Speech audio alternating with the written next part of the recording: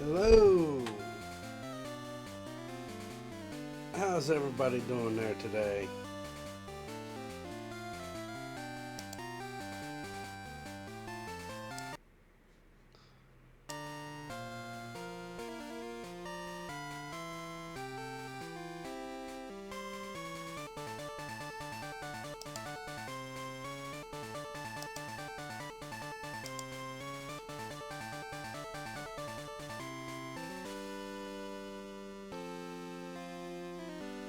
Doing great and at work as normal? Uh,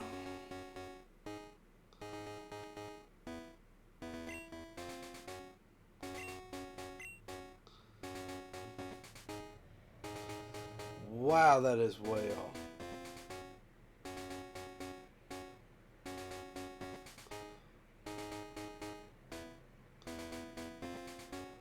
You finally got your mic to work?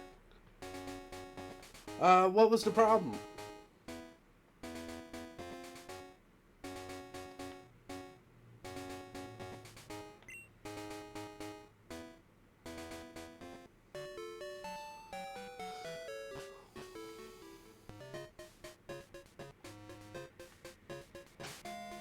Alright. So, what we're going to do is focus on who we're going to have, the people we're going to have ready for the gym. And we got a wild Baidu.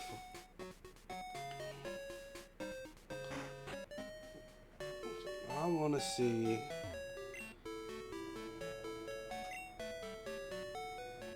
Hey, Reen, how's it going? How you doing there, buddy?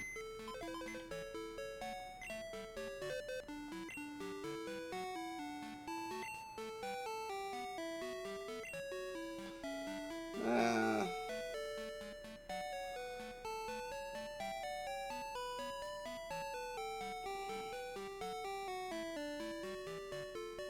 you caught up on Creature Commandos? That's pretty cool.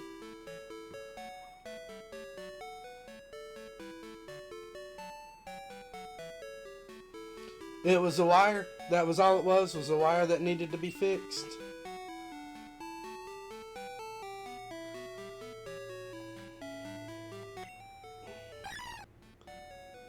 Um,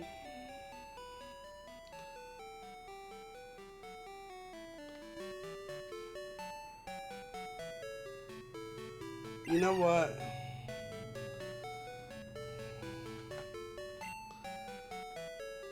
A loose wire came off in the mic.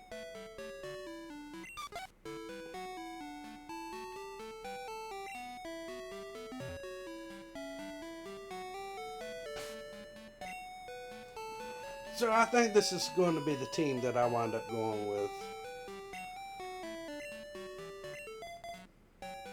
You don't really like creature commandos?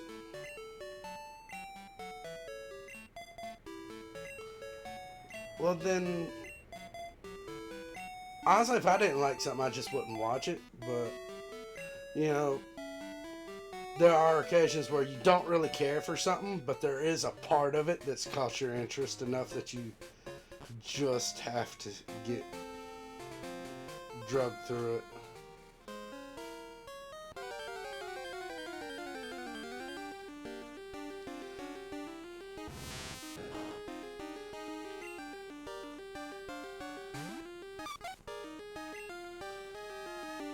Alright, we're going to start off. My viewpoint is if I'm going to praise or criticize something, I need to be informed. I don't get far enough to be like, I'm going to criticize it. Let's just be like, you know, this wasn't for me. I didn't care for it. You do you. If you like it, you have fun with it. If not, of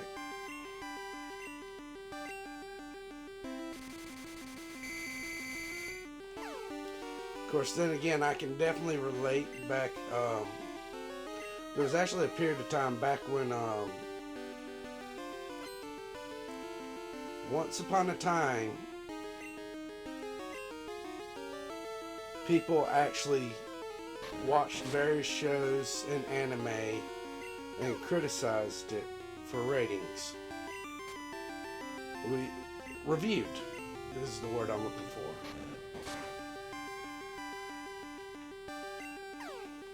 And I actually did that.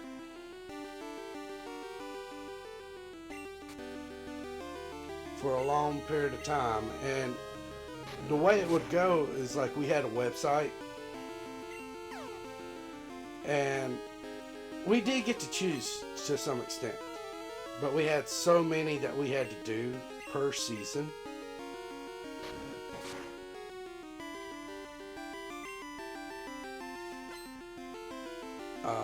You had a minimum threshold and a maximum threshold.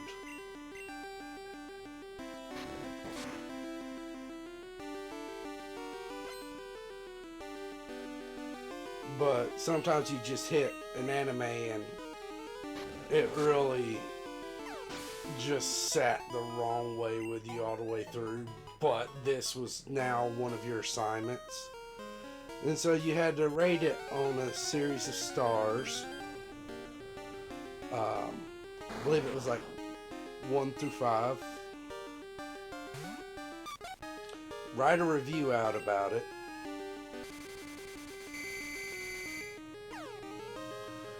And then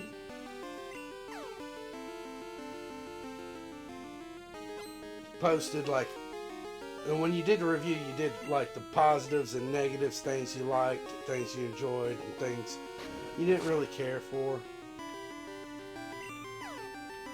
I remember for me, one of the big ones was Sorcerer, Stabber, Orphan. I remember having to review that when it, and we had to review it. Oh man, no, the English dub ruined me. I could not stand the English dub version.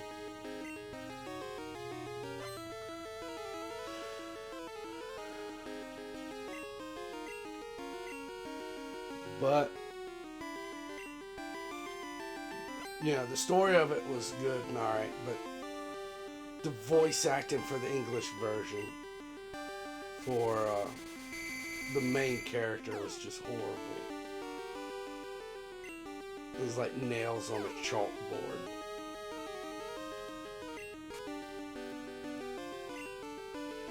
But if you watched the dub version, it was a really good anime. So, like the latest episode bugged me is G.I. Robot's backstory, as it was done in the most forced way. He's basically this robot from World War II who was designed to kill Nazis. They shelved him after the war, even though he was really good at fighting.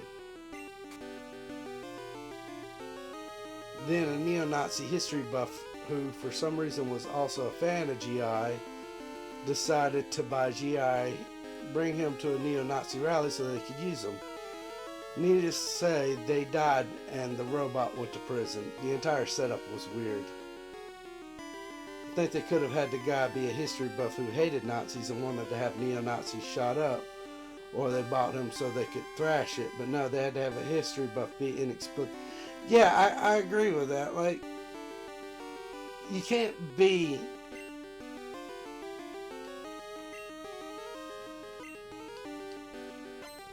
You can't sit there and adore the thing that kills everything else that you love.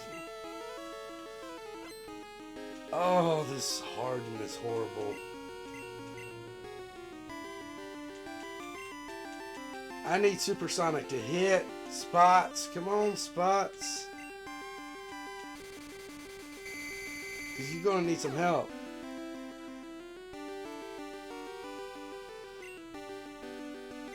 I have never seen it. I'm going to be honest. I don't know exactly what you got going on with that.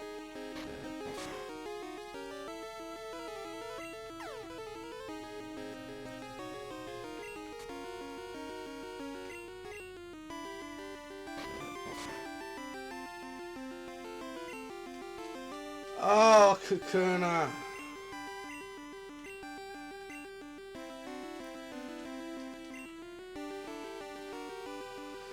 Oh, Spots, you need to just... This should be a good experience haul for you, Spots.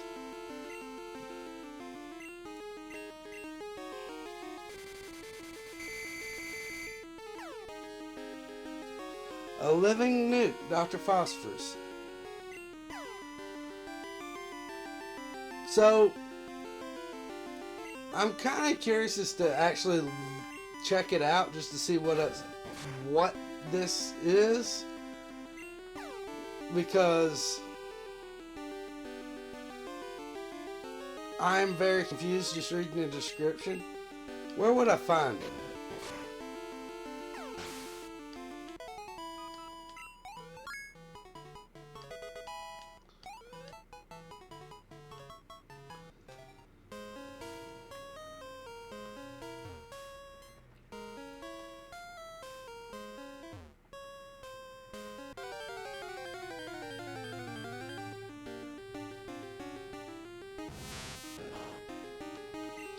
Oh, come on. Can't there be like a Caterpie or something?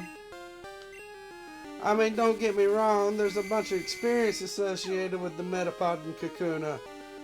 But that Harden is killing me because Spots don't know any specials.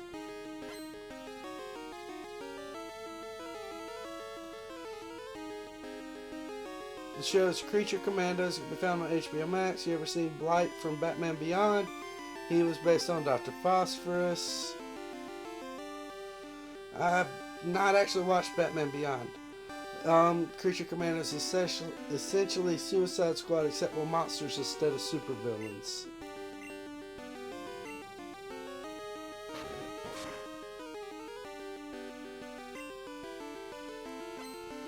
Oh, this is going to be a long fight if you don't hold on to that confusion there, sir.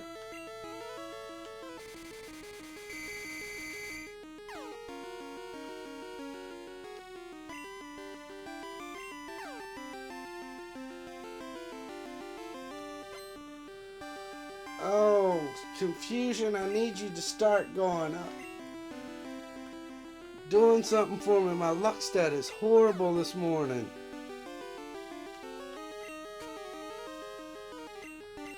Thank you.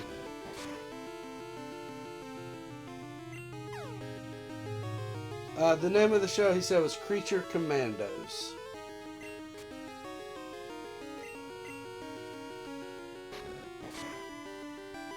Oh.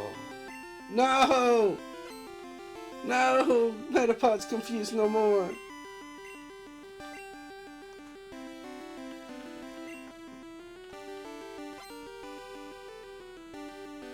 Invincible. Now, is that one also going to be on HBO Max? Because I don't have that.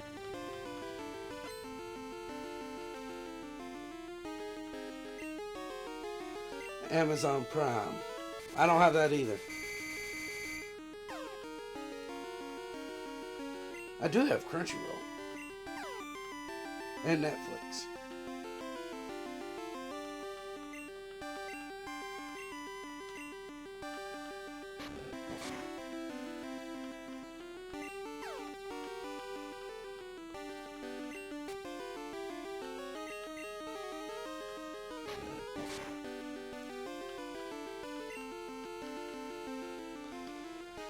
Metapod. Oh, this is going to be a long fight. Spots, you're going to run out of moves fast, man. And start thrashing about. Spots dies to a freaking Metapod because of Thrash. That's how I see this going.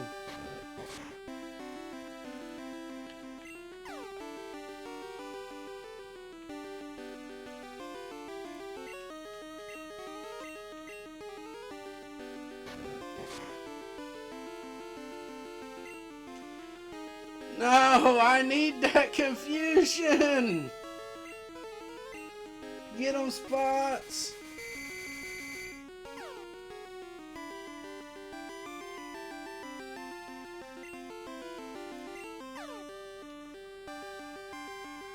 Thank you. He's done more damage to himself because of supersonic than I've done with my tackle.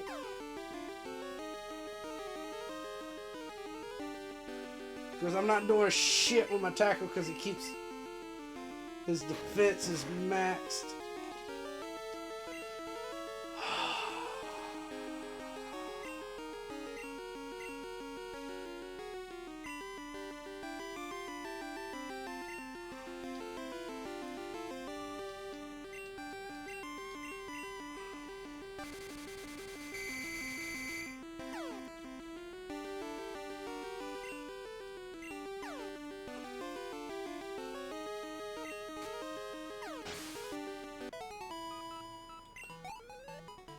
I mean, that's good experience gain for spots, but kind of want them.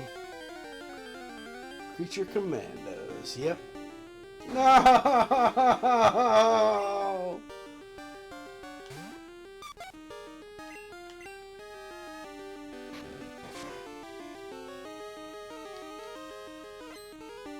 Do what you can.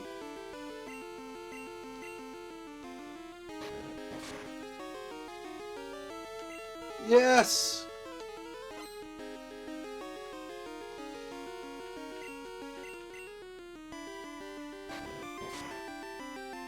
So our big goal today is just going to be grinding some levels before we take on the gym. A wild Dracofish appears.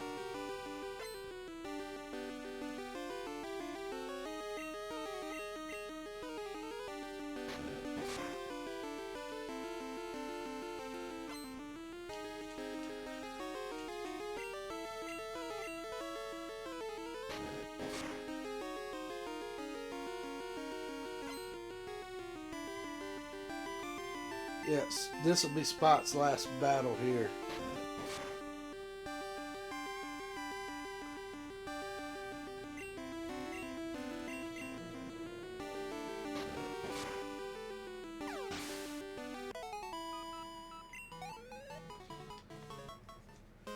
Alright, Spots. You did your thing, buddy.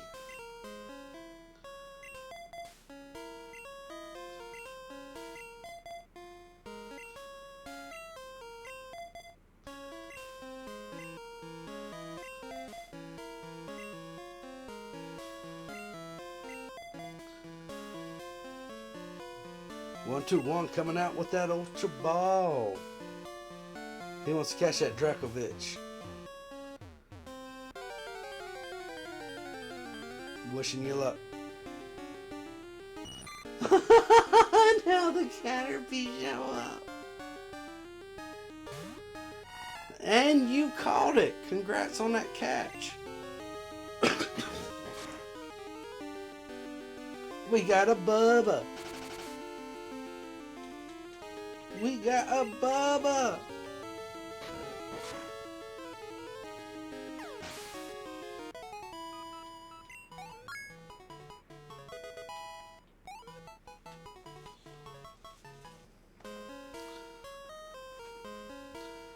Got a feeling, because for Bubba, he goes somewhere else.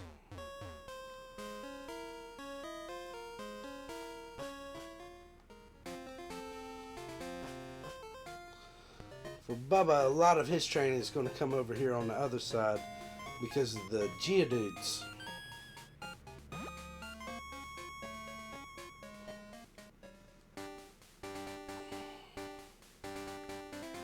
Oh yeah.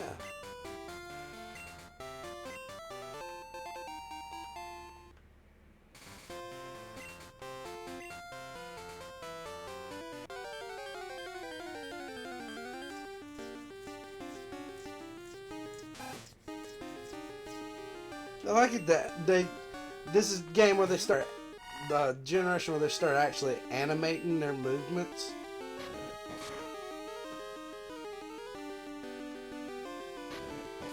So every time the Rattata shows up,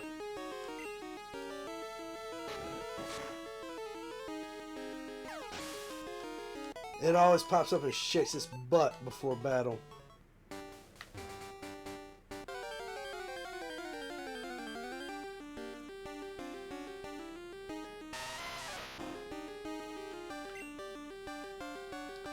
I have a secret weapon for you, Geodude. Mudslap.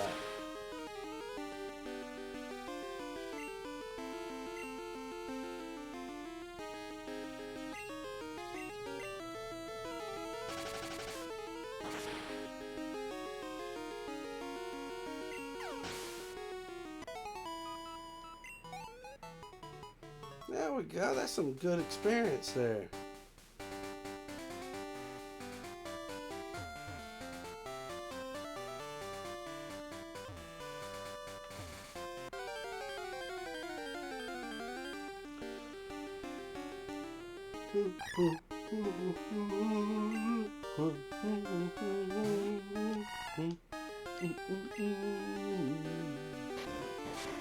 Well, there's not going to be any Zubats out in the middle of daytime. No!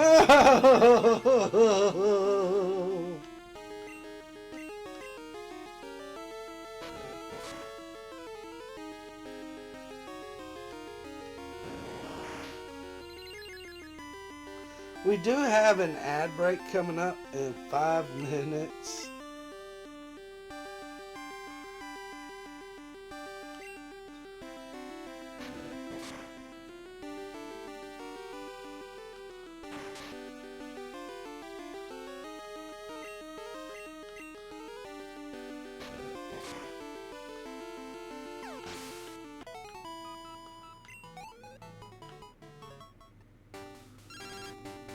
Liz, you want to battle Liz? No, it's the wrong number thing.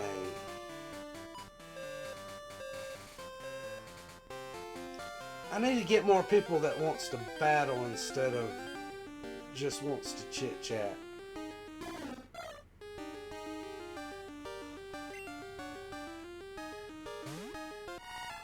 Bubba.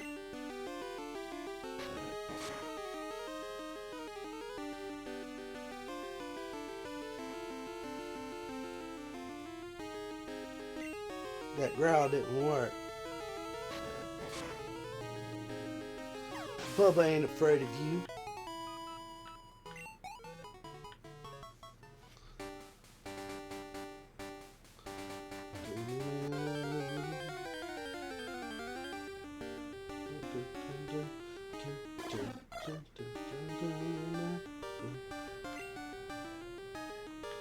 So what are you getting into today, Reem?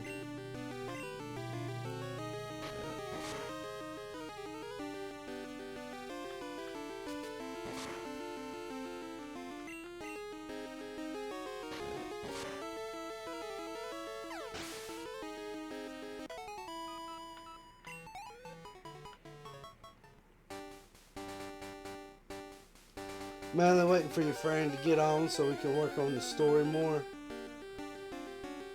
Yeah, you mentioned. I remember a little bit about the story. It's been a couple weeks. But I remember you hopping in and telling us about it. They're one of our little hangouts. Our non-streaming hangout.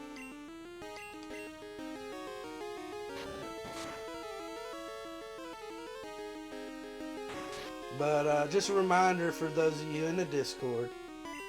Anytime that you see us in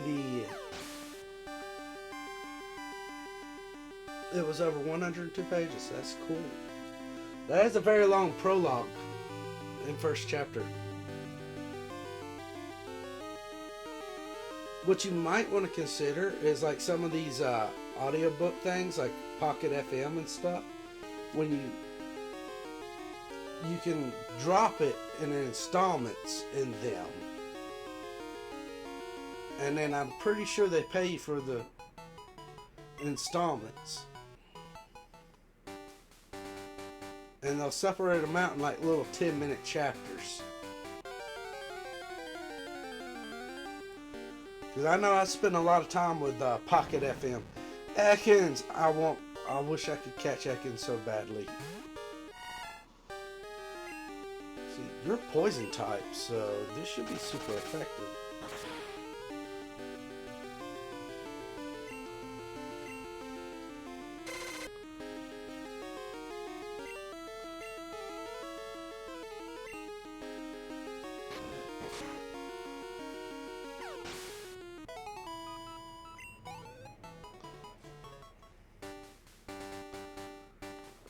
But as I was saying, anytime you guys see me or Zuzu in our Discord in the Hazard Hangout voice chat, feel free to drop on in and talk to us. That's what we're there to do, is to hang out. Granted, we'll probably play in like Dungeons and Dragons Online or something. So I would say check to see if we're streaming first, if whether or not you feel like having your voice streamed online. But you know, anytime you guys want to hop into a voice chat with us on our hangout things, you're more than welcome to.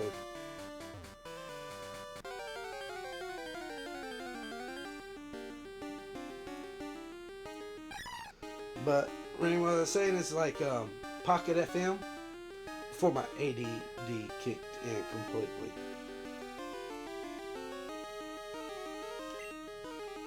You can drop them and they'll separate them out into so many chapters. And about each chapter would be an episode. And then you would wind up getting paid.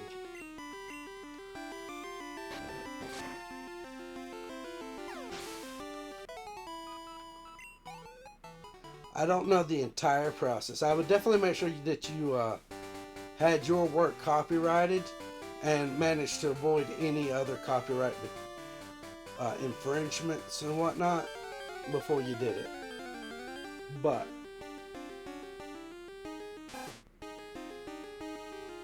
Rattata shaking its ass, about to get its ass kicked.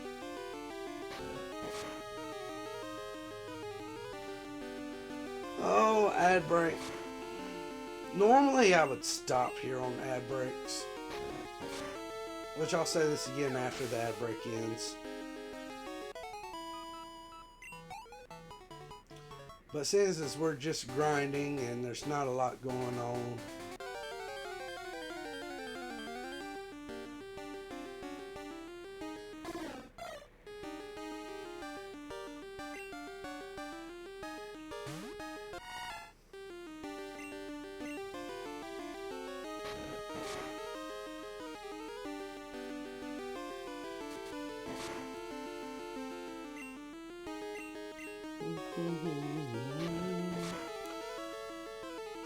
I don't think Reen subscribed, so he's probably still trapped in ads.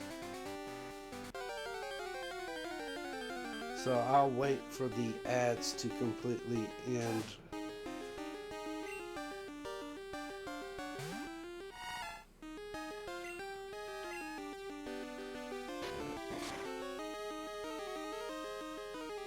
Woo-hoo-hoo-hoo-hoo-hoo! Bubba! Way to go, Bubba!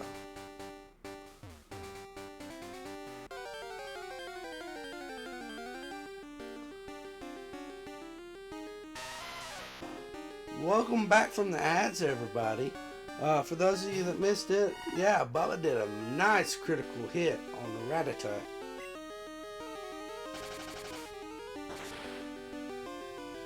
And like normally I'd be like, alright, we're going to pause this during the ad breaks. But considering all we're really doing is grinding levels today, you know, that in itself can get tedious and monotonous. And I don't want everybody, you know, just pausing it, preventing us from moving forward to the stuff that everybody actually does want to see. That being said, returning back to Reen, gotcha. I do have some gameplay ideas for each character. Yeah, tell me more about them. If you want. Or if you want, you can just bring it up in Discord or something. I'm always game to hear. Like the Puglist due to being a sadist would have a passive that increases PSI speed based on damage dealt. BSI.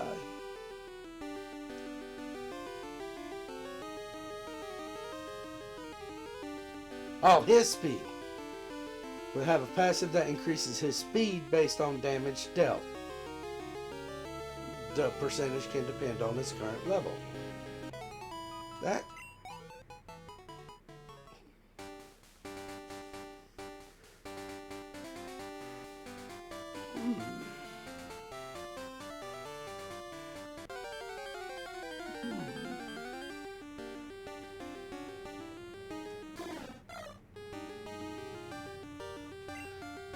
What I would do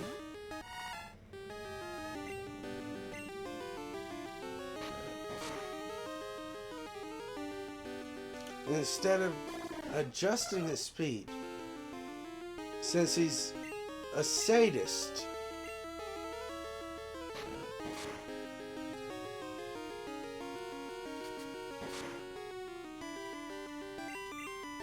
I would do something in terms of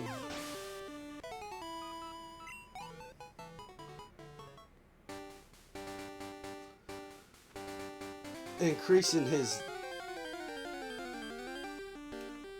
Well, it depends on the style of game that you're doing. Like, not his speed in general, but maybe his attack speed if it's like a hack and slash.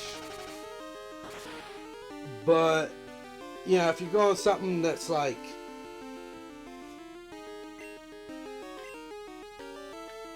turn-based or something like that, if it's going to be turn-based, instead of upping his speed, I would have it up his like critical hit chance and up his accuracy each time that he hits, due to it exciting him.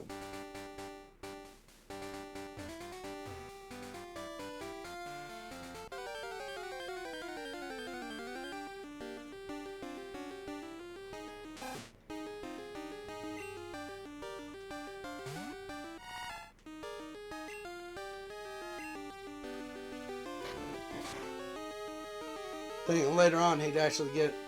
Okay. Now you're gonna do it in stages like that. So you got the pugils. What was the other playable characters?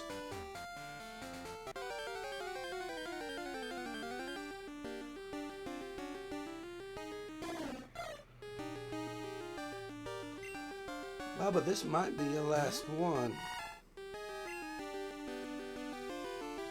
Yeah, I think this is going to be your last battle here, Bubba.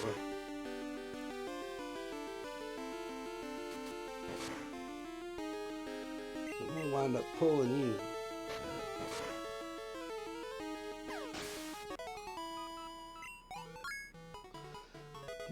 The witch will be able to recharge her MP based on damage dealt.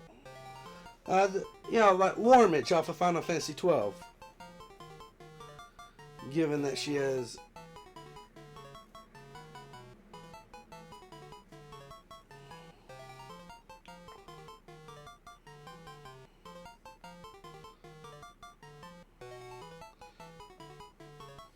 so what kind of personality would the witch have to give her the recharge her MP?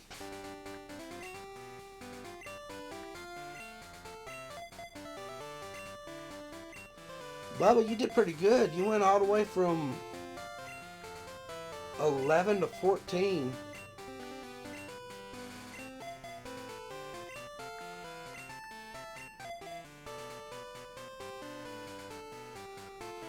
She's a sweet, modest girl, but can be extremely dangerous when she snaps. Okay, so what I would do, based around that, is instead of based around her damage dealt, have something based around her damage received, to show her snapping.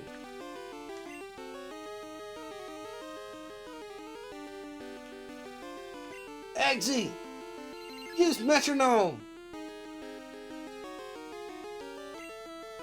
Well, that...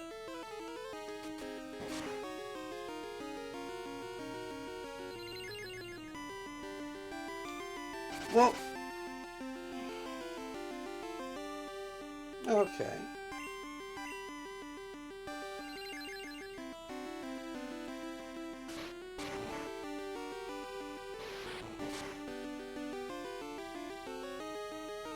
For the sheriff, I would have something more along of,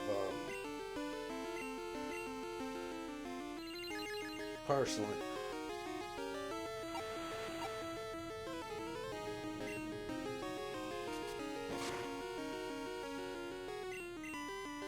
Easy. Easy.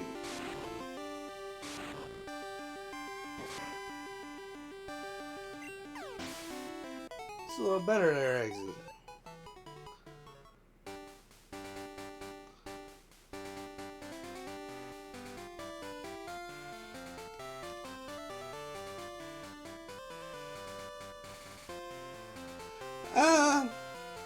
If that's the case, I'm not sure I would actually have him be the sheriff as much as I'd have him be like a gunslinger.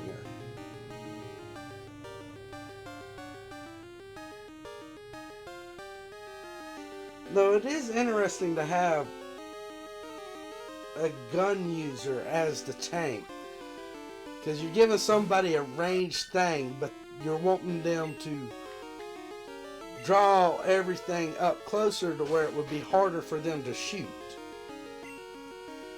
That would be kind of like that's part of what I'm not caring for with that.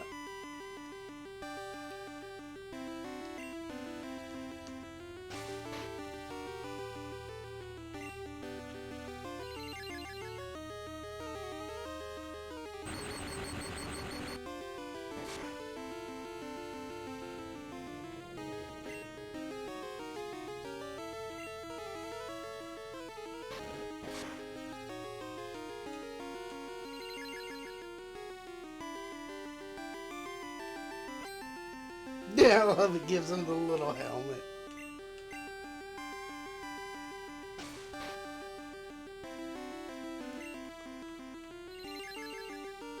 Yeah, I get that, but... Ooh, present.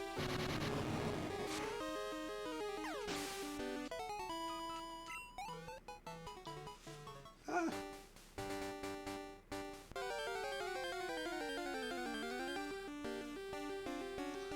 The tallest and bulkiest move. This will probably be Eggsy's last battle.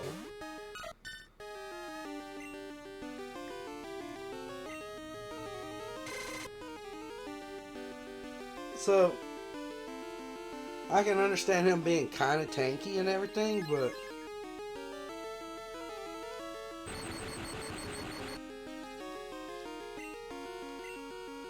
You know what? Bubba's still got a couple of mud slaps left.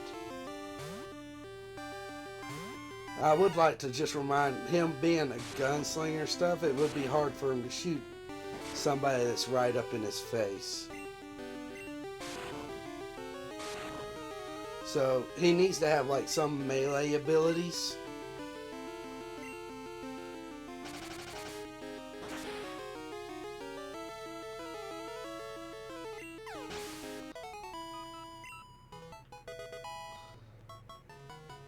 Eggsy grew to level 13. That's the challenge with Eggsy. Eggsy's only going to gain like... Eggsy's not really going to level up a lot.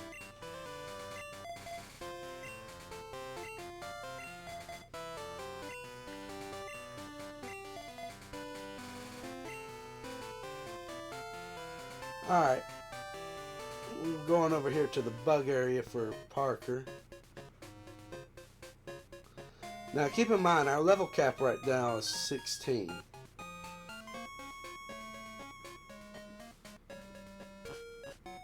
So I don't want to...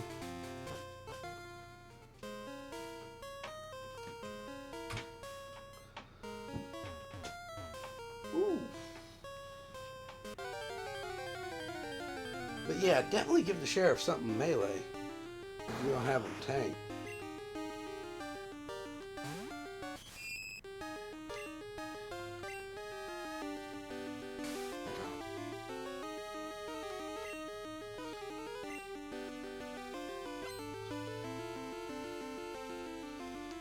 Oh, Kakuna. Oh yeah. Because the point of this is to poison you. Oh man.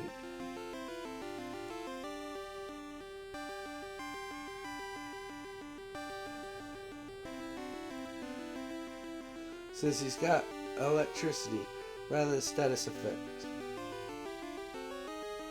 Okay. And I can kind of see like him using the electricity with his guns and stuff, and he could charge up electricity, static electricity, swirling his guns, and then when the enemy hits him, it would shock him. Will you get poisoned, Kakuna?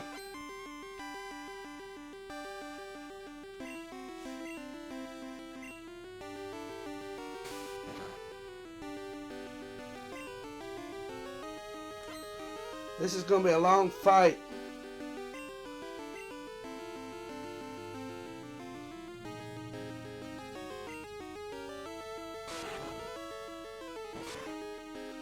Yeah.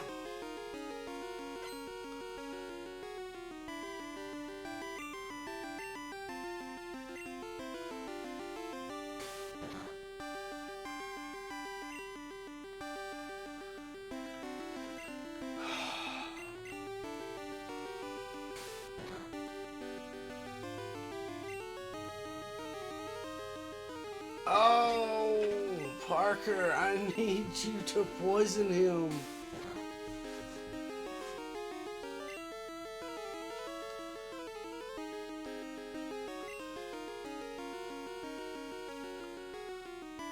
Revolver Onslaught. Now, Revolver Onslaught did a lot of ricochet shots.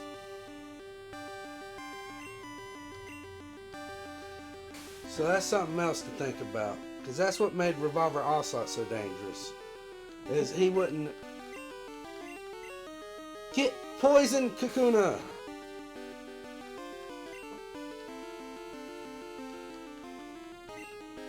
Wait, you probably can't be poisoned. No, I think I've had you poisoned before.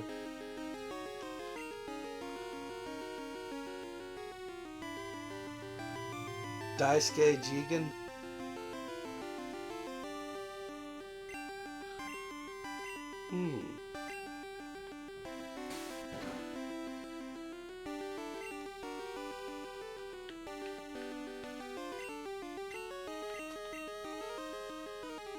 Poison!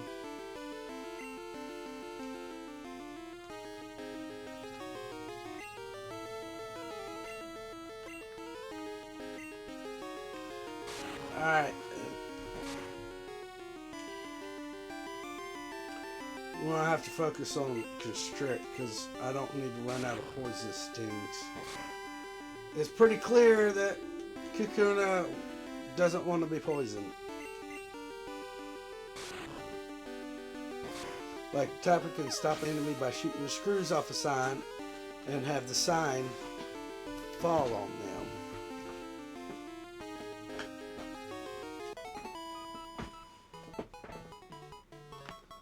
Interesting.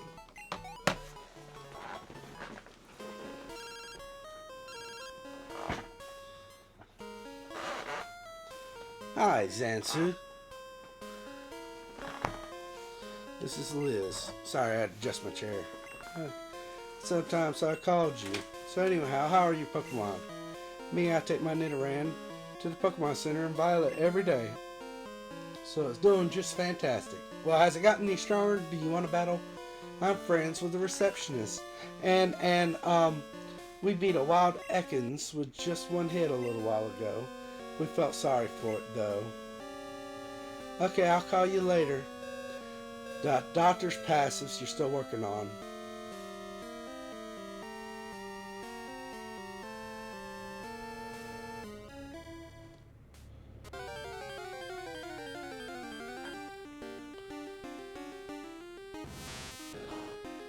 The half-elf swashbuckler. Yeah, that seems something very roguish. With a roguish ability.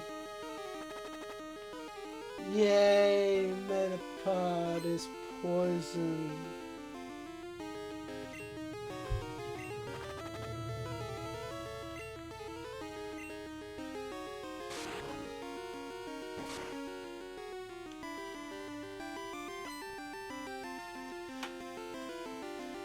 As far as the doctor, what kind of passive should we give the doctor?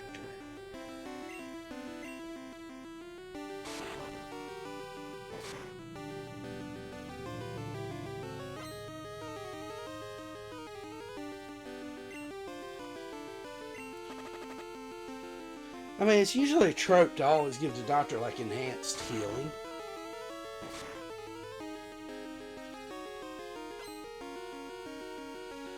Ooh.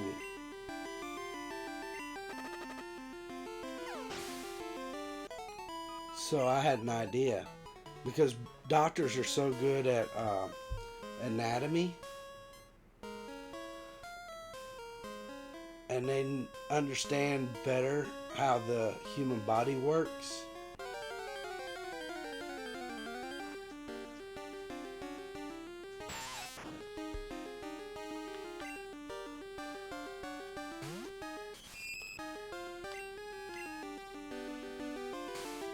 So why don't we give him something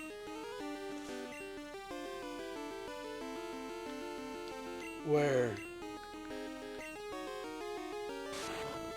he has a better time of debuffing the enemy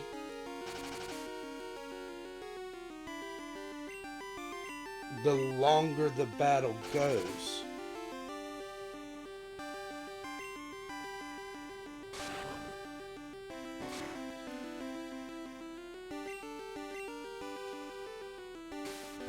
Or the ability to, I don't know if it's a party type, ability to enhance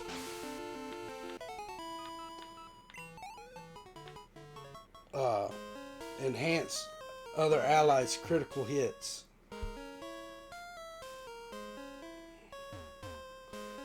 And a Heliolisk escape. That's kind of an interesting thought for the doctor. Instead of always going with the normal trope of, oh, it aids in healing. Power type, yeah. Placement wise, the pugilist, sheriff, and swashbuckler would take the front, which the doctor would be the rear. Yeah. So you'd have the doctor who could heal allies and also debuff enemies.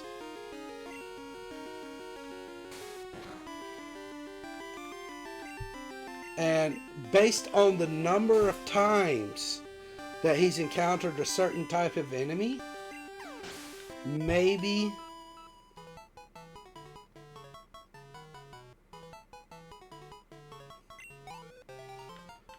my issue there is the sheriff already handles debuffs and the swashbuckler who handles damage buffs.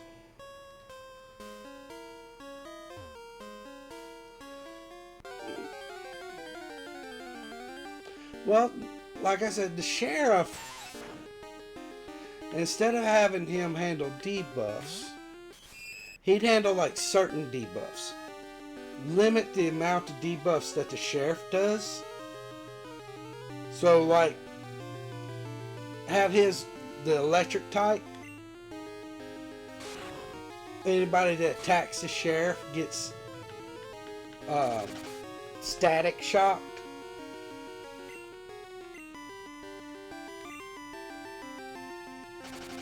And then maybe some intimidation debuffs for the sheriff. And then save like other types of debuffs for the doctor. The doctor could do like lowering defense, poisoning, paralyzing, as well as doing certain healing things.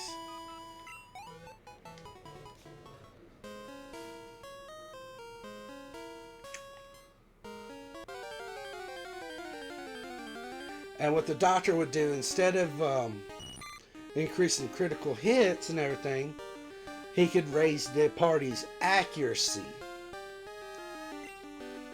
passively the longer he's in the battle.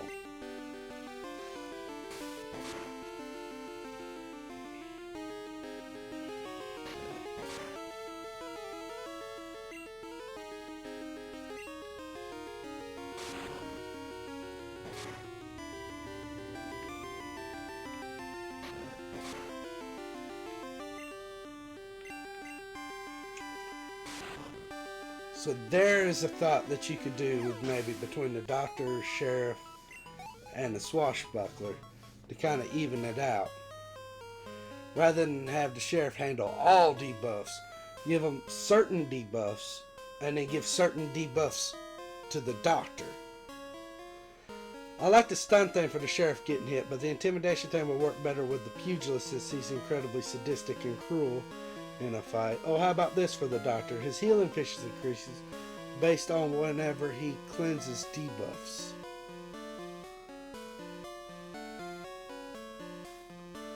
I mean, yeah, you can do that. Like I said,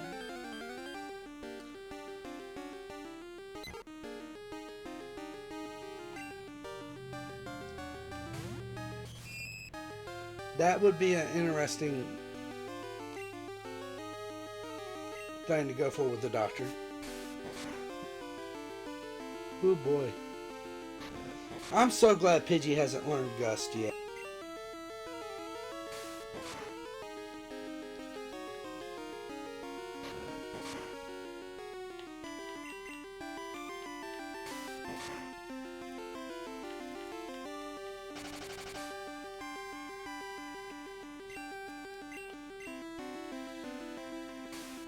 I guess a lot of it would have to go with the doctor's personality too, because like there's no one saying that the doctor couldn't cause additional harm to the enemy.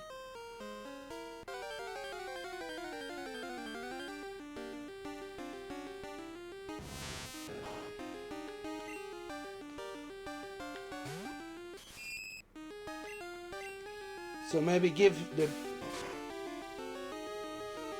from a land based on Ireland. Yeah, there's no way in hell he's going to be pure healing.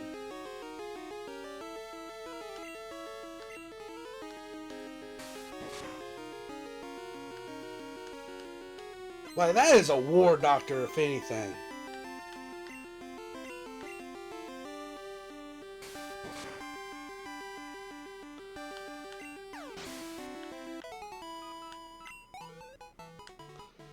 You ain't getting nobody from coming in from being crotchety old from Ireland being like, oh, I'll heal all my allies and be pacifist towards the enemy. No, that's not happening.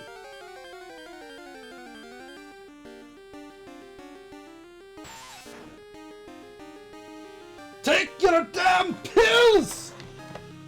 Open wide! Starts fisting pills down somebody's throat to poison them. Did more damage than what the poison is. That's a combat doctor from Ireland.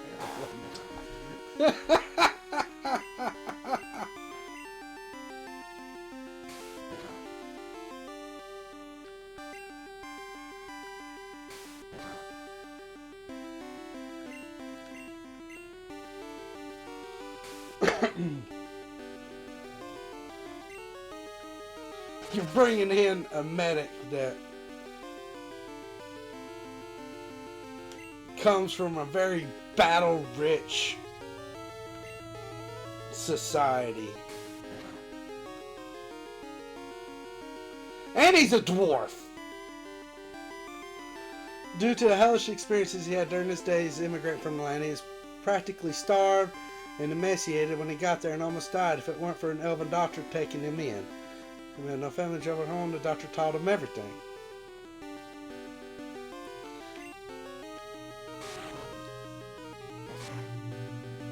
You take someone from Ireland and put them in there. Yeah, they'll learn the medicine, but they're going to steal poison. They're going to fight somebody. They're going to push. Plus, he immigrated during the famine.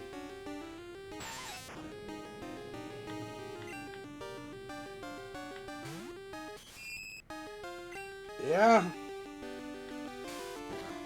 A lot of them did. And they were still very punchy. They call them the Fighting Irish.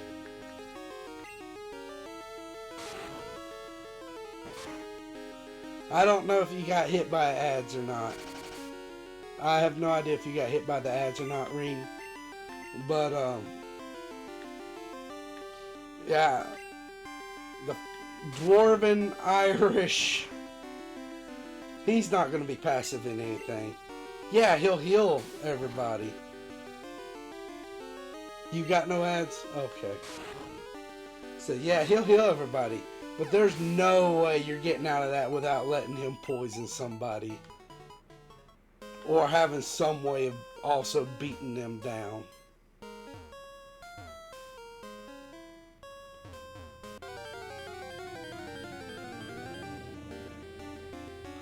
You went for irony? 1-to-1 ads, what ads?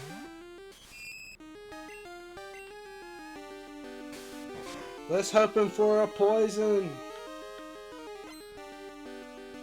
Oh, here's ads.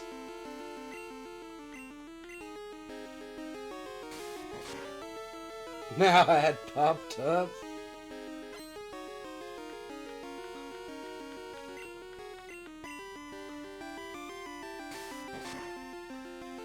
Oh.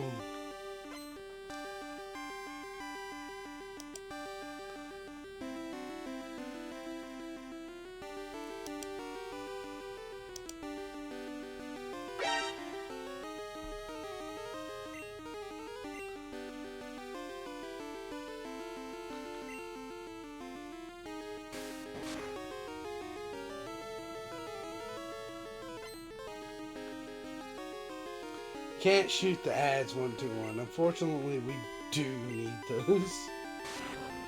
That's how we pay for the art and other fun stuff I get to add. Between the abs and subscriptions and any bits anybody donates.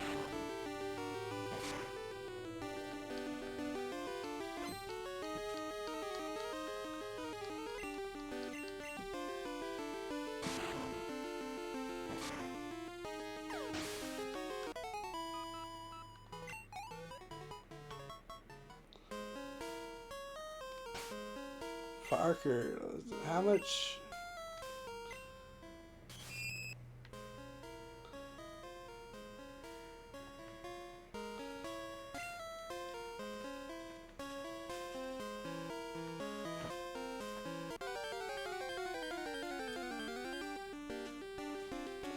I'm gonna try to.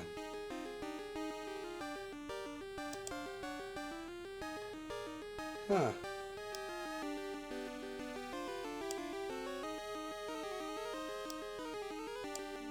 That explains a lot.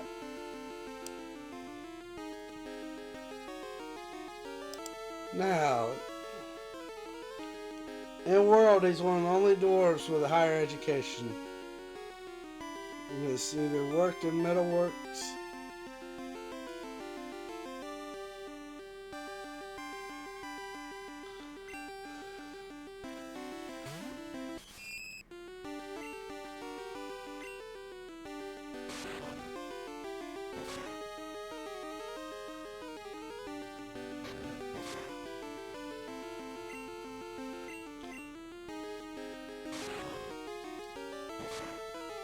The physically strongest race in my story are orcs.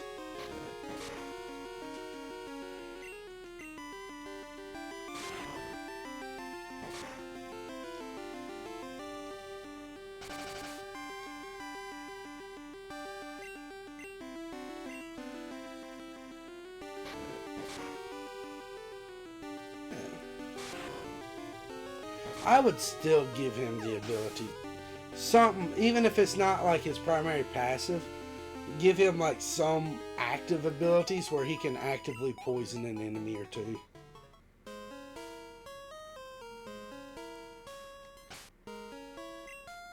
Alright, Parker.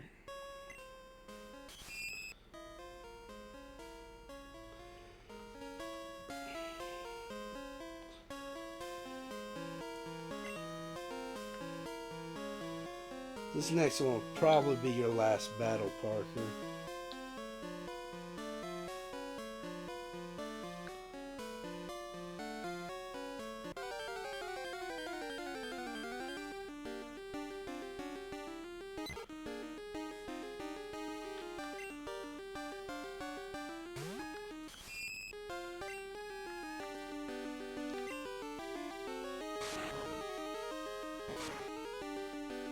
Ooh. And we got a wild Skuntank in chat. I'll think that one over. The most powerful races in the story, though, are elves who intrinsically have light magic and vampires who have blood magic. Elves run a lot of the higher end politics. Vampires will be a lot of the criminal underbelly. That's interesting.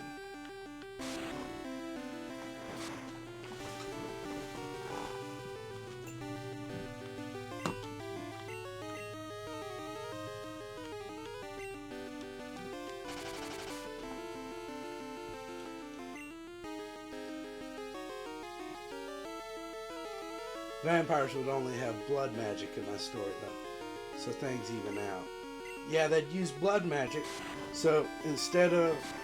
I like the idea of blood magic, because it implies that instead of using, like, mana or something, they would actually be using their own health to cast a spell. And then they would have to regenerate their health by feeding. And then as a racial trait, once their health got to a certain point, they become less magically inclined and more physically inclined, granting boosts to their physical ability, because there'd be that starvation, that hunger. I forgot this was supposed to have been...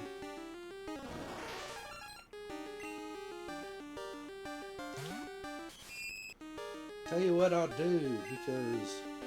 No.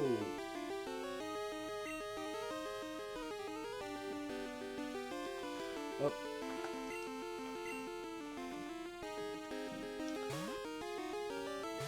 I forgot to take Parker. Move Parker. So, Hootie. Peck away, Hootie. Peck away.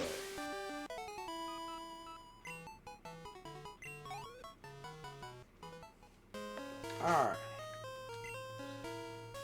Parker, swap you down. You're a level 14. Their Magitech weapons would have IV tubes instead of the magic stuns like other Magitech. And they either have it coagulate into a blade or a hammer or make bullets with it or other crazy things if they go full on blood magic.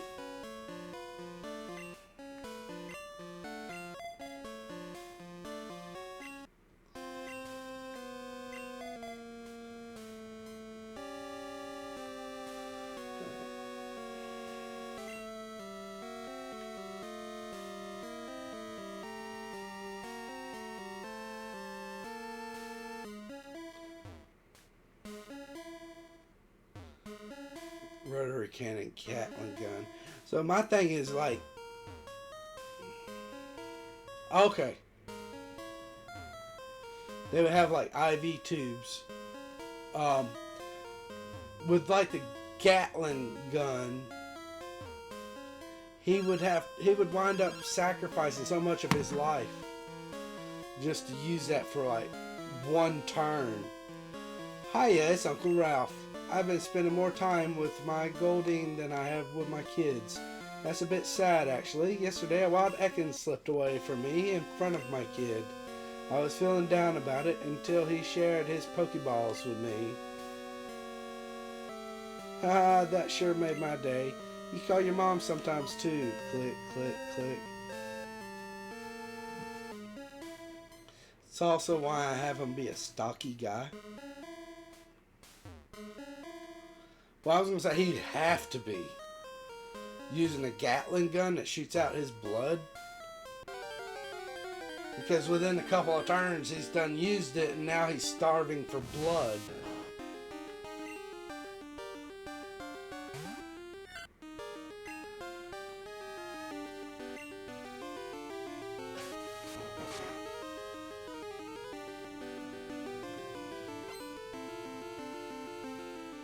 He'd be like a super villainous Robert E. Lee type. He ironically is the least racist character in the series, but he is also the most resourceful.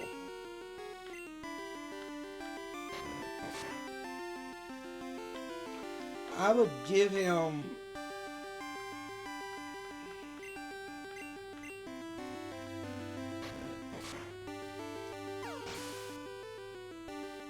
Okay, so instead of saying resourceful on that one, I would have said, like, if he's using anyone, that would mean manipulative.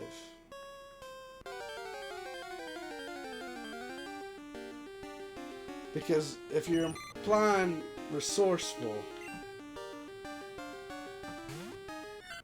you're saying that he uses everything in ways that it might not originally be intended to use, which is normally like around trap masters or improvised weapons, stuff like that.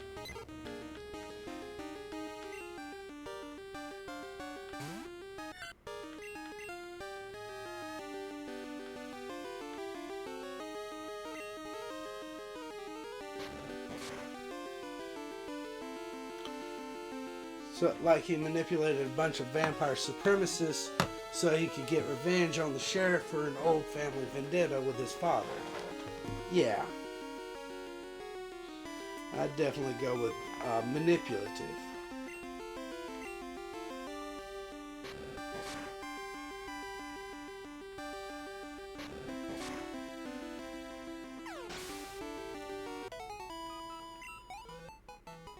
Got 121 the lore chief over here. He loves anything lore related.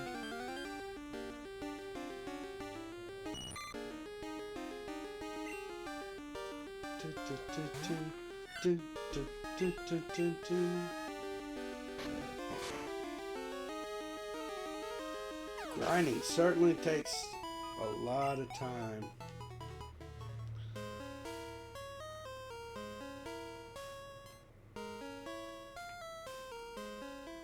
We're probably going to be still leveling up next stream too.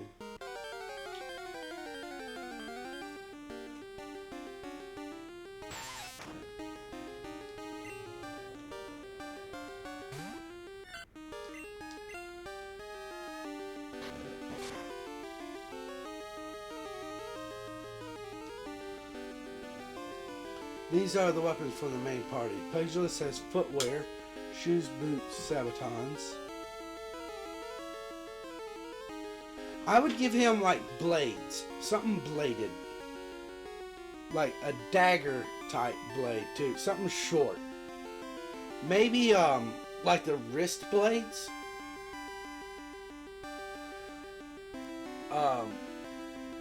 Like, or not wrist, but on his forearm, directly behind his hand, he could have like this dagger-like blade that he could stab with while he punches. Stab and slash.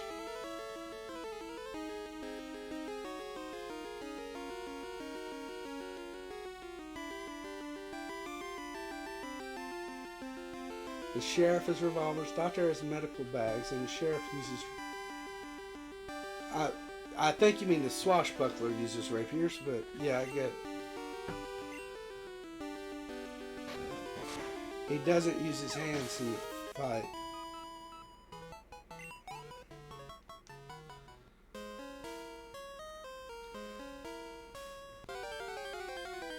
Yeah, like the clawed.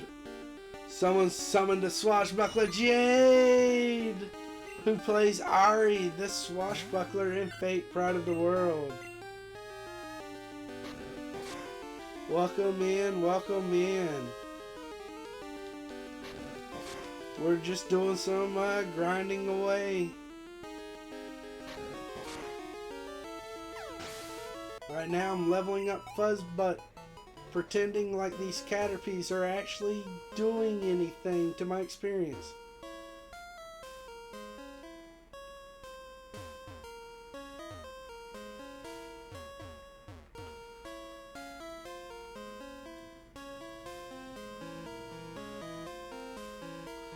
So you're basically just going to have him fight feet only. It's going to be interesting. That's more. So basically the pugilist is going to be like the martial artist.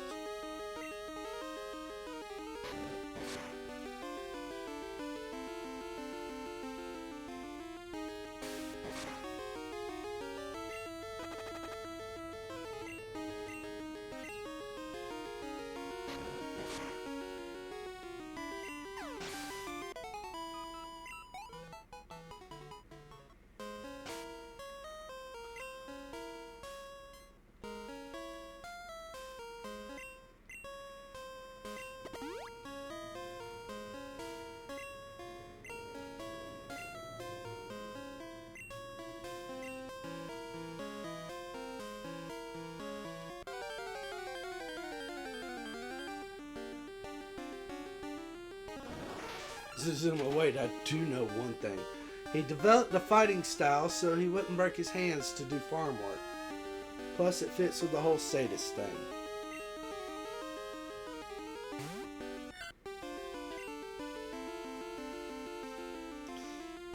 Stick him with the pointy end. That's not always necessarily true.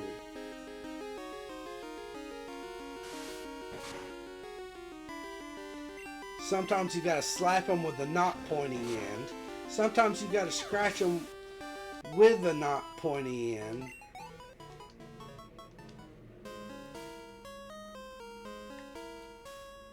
You don't always stick them with the pointy end.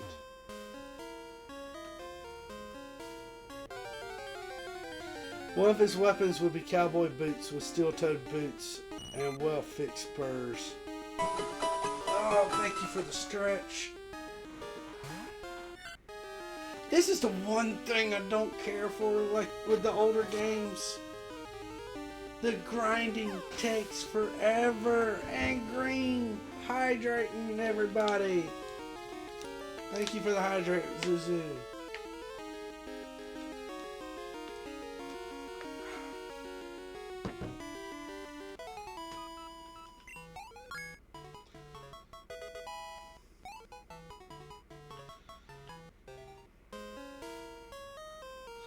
Grind them to dust, Undertale style. If this is Undertale, I'll probably go on for like a pacifist run.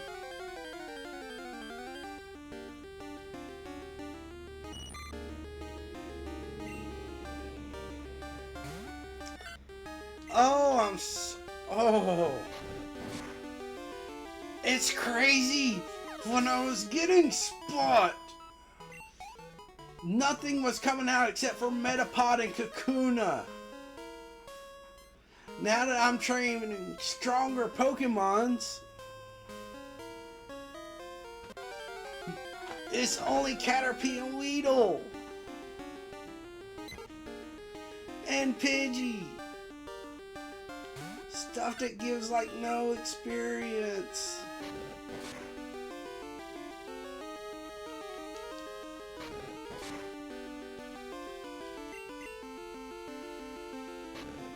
Same, don't have the heart to kill him.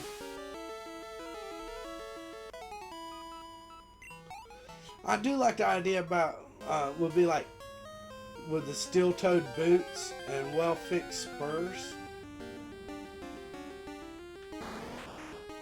Yeah, see, Zuzu agrees too.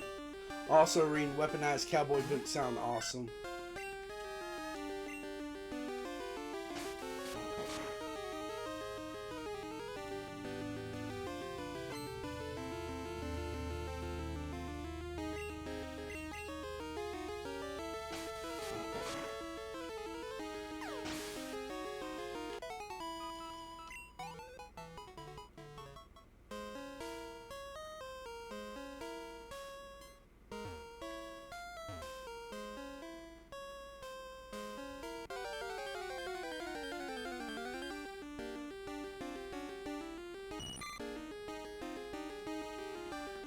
Thanks. I wanted some weapons for a male lead that wouldn't be all that common since we always have sword, gun, spears, fists, etc.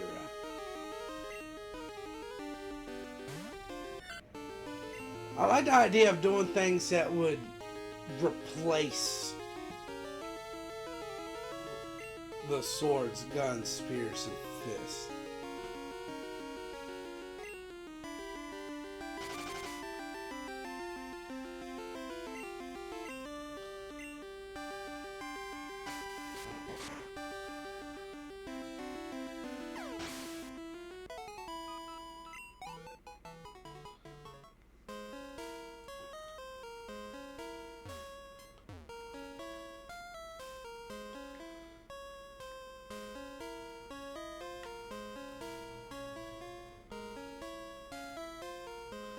So I did have an idea for the witch,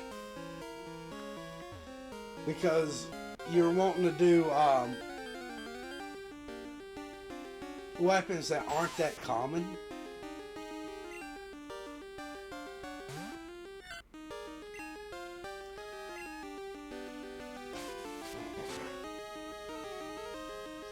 So instead of her using like a staff, she could use like spell grenades. Because you've got revolvers at this point, so surely you've got grenades.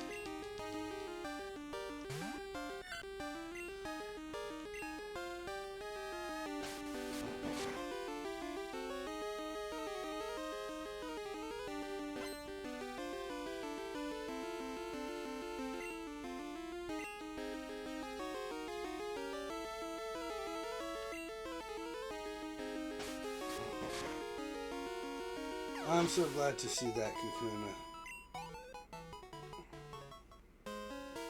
Oh, I only need like 10 more Kakunas. You don't really care for grenades or weapon. A weapon itself is also meant to be rare in this world, plus I like magic staffs. Reminds me of the cursed guns in Africa the shamans have. Probably what inspired Bayonetta.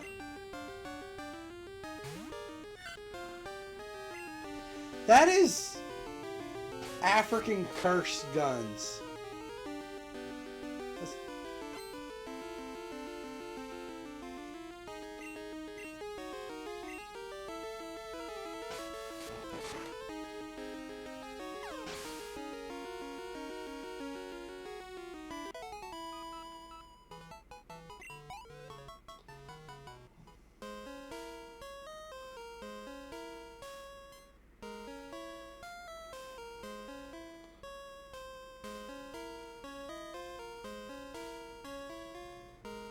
So you're combining Celtic mythology with Norse mythology,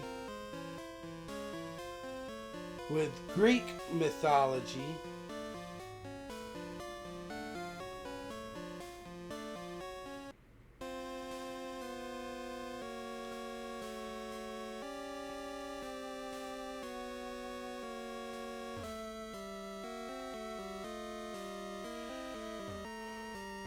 I'd be careful doing like specific deities.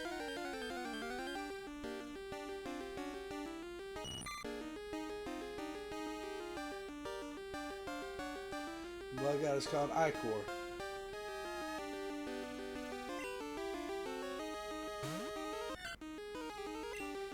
So once again, Hecate, another Greek mythology.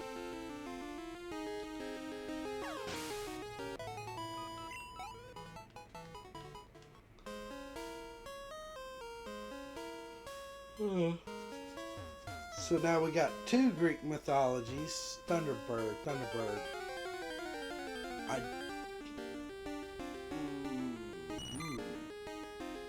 actually don't know where the origin for Thunderbird came from. Cerberus and Hecate are Greek.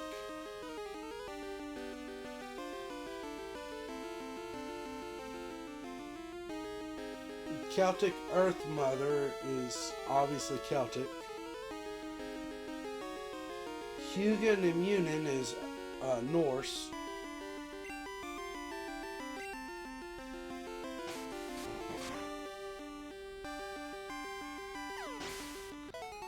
So,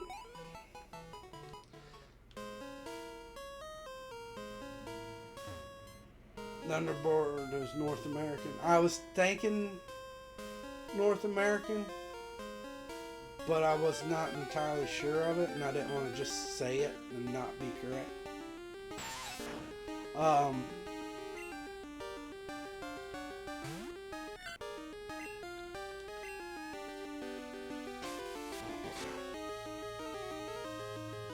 What I would do is I would actually, if you're going to combine them all, because it's going to be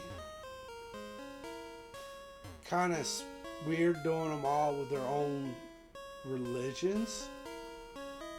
So you could have them in their own, you can make up your own pantheon.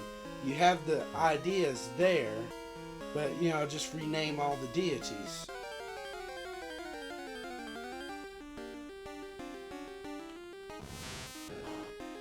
That would just be like a personal thing I would do.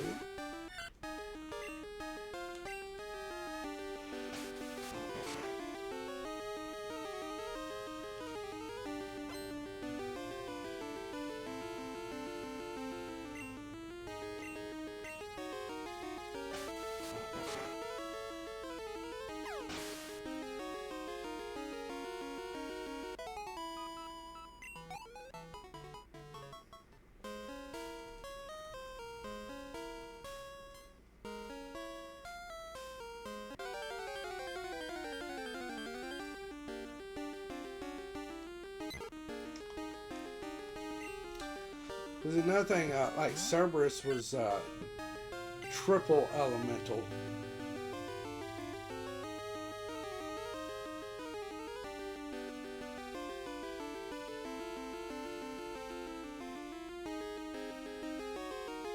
These religions themselves, vampires, the same religion. There's one religion that's around Christianity called Crucism.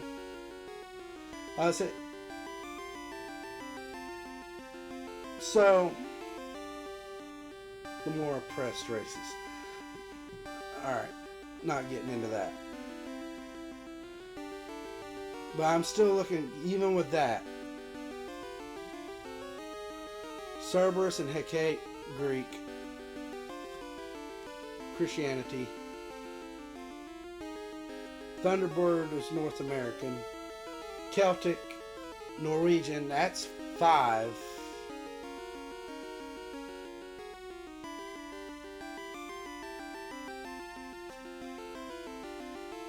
So that is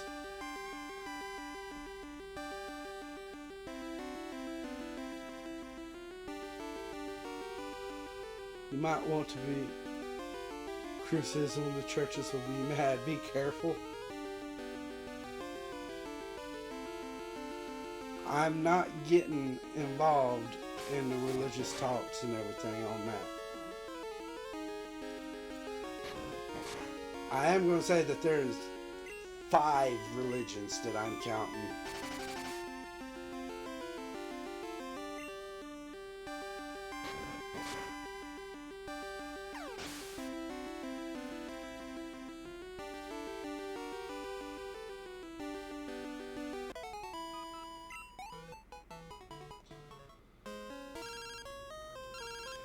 Joey Youngster.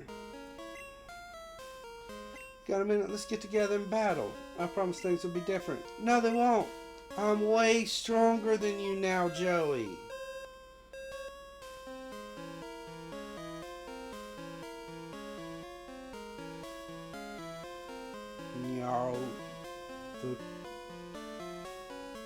Nyarlathotep. Nyarlathotep.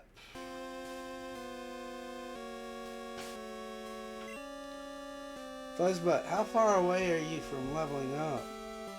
Nyarlathotep. That sounds Egyptian. That does.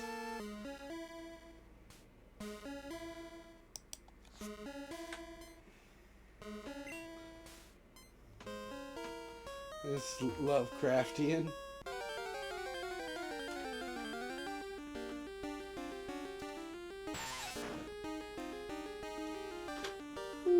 To be fair, Lovecraftian actually took a lot of stuff from Egyptian.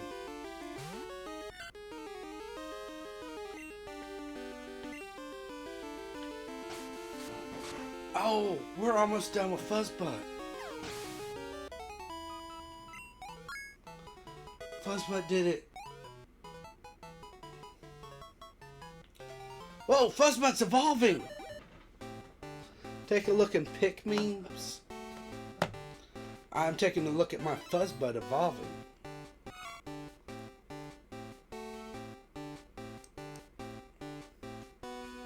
It's relevant to this discussion. To the discussion of my thing evolving.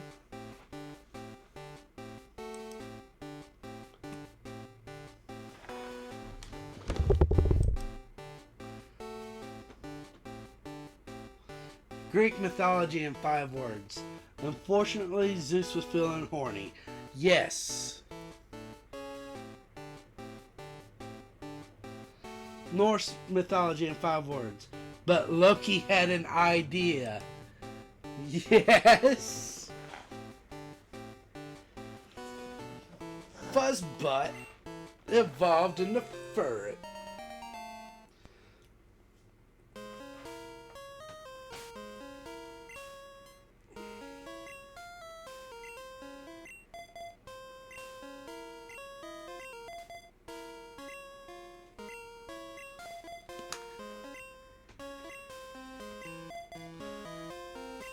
I wanted the spirits of these elements to be recognizable, but not the typical ones like dragons for fire and such. I get that. You can do a fire dog. I just wouldn't call it Cerberus because it's supposed to be a 3-headed dog that covers all 3 elements. Matter of fact, a lot of times it gets highly associated with ice instead of fire, due to the afterlife being cold in Greek mythology.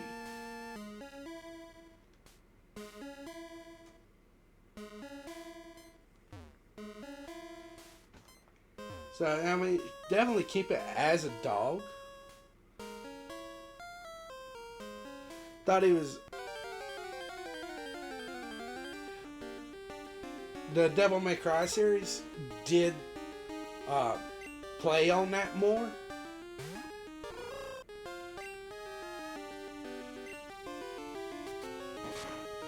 But he is... just having fun. But now in that particular one, he's the gateway, and at that particular part of the gate, it was described as being icy cold, and then afterwards, after you passed through there, that's when it got burning hot. But everywhere up to the gateway where he was considered to be ice cold.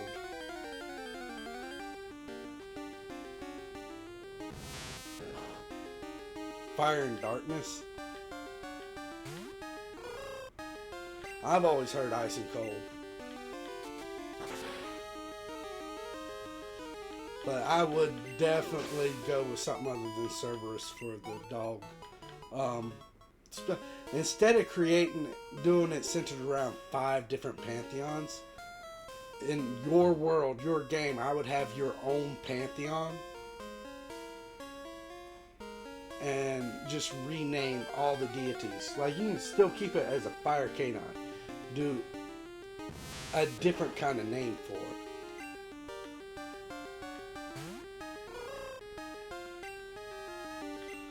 And then the Thunderbird. A lot of places will use Quetzalcoatl, but that was less bird, more dino.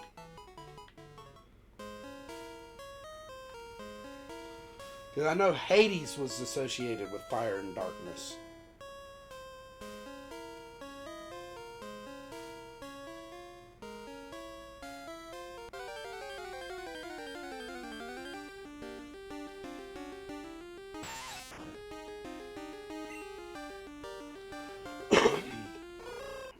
Ads start in 5 minutes. Not no more. Ads are snoozed. So, I would definitely, because you're going to wind up getting hit by a lot of things wanting to create mockeries over your stuff, so you might as well go ahead and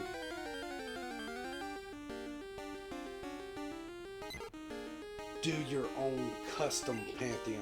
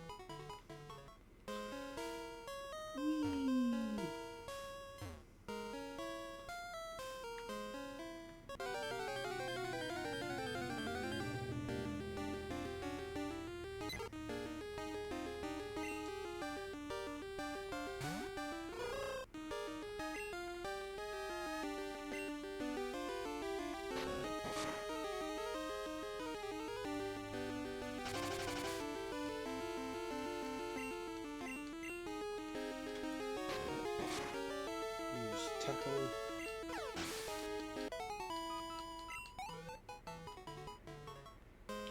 Because another thing, if you're using Earth-based Pantheons, you're really linking the setting to Earth. And you're taking a lot of the fantasy stuff out of it.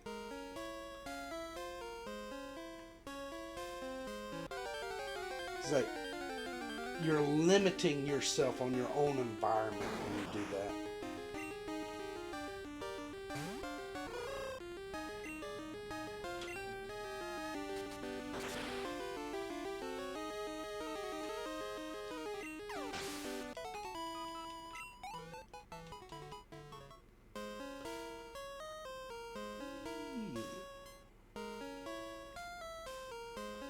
I mean, things use Salamander, Undine, and Gnome a lot for fantasy, and those are Earth-based fantasy. Those are generics.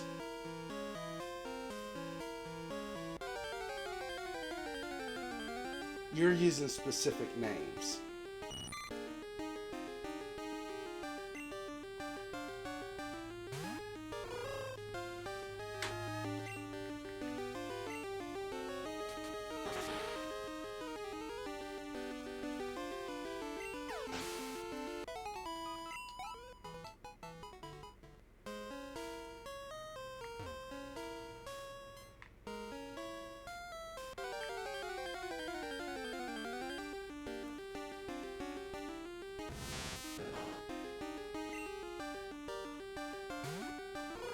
Go Hoopsie.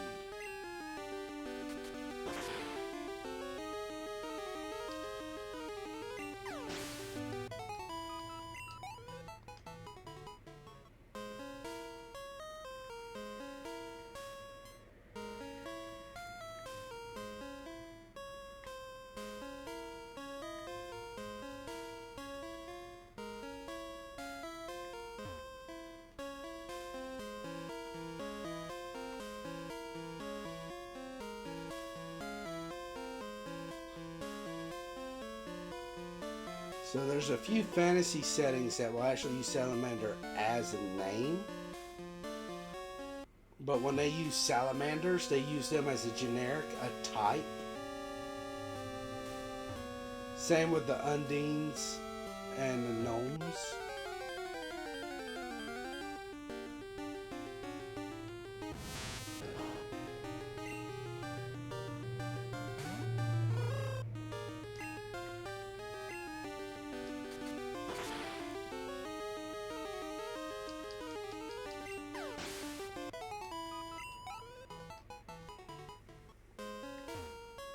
And when you're using generics and types, it actually works out better to use something more familiar to people to cause less confusion.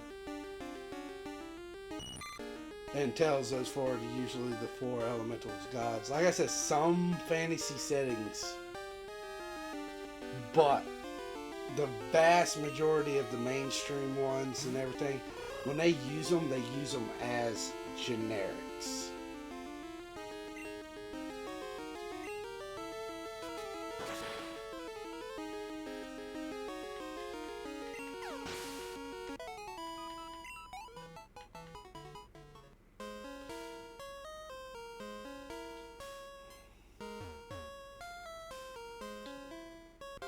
But outside of Syrup and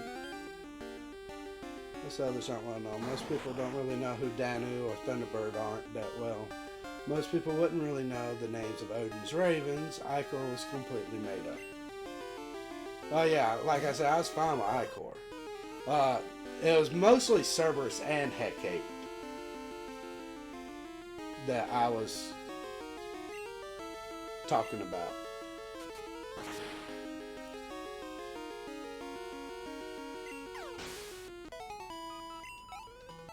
But like I said, that's just a suggestion on my part. If you don't want to, you don't have to. That's just something that I thought I'd offer. Let's start heading back because Hootsie is about that level. Alright, we're going to stay here and battle.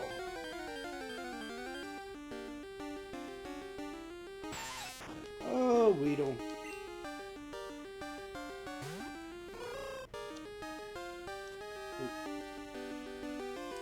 Let's switch that back.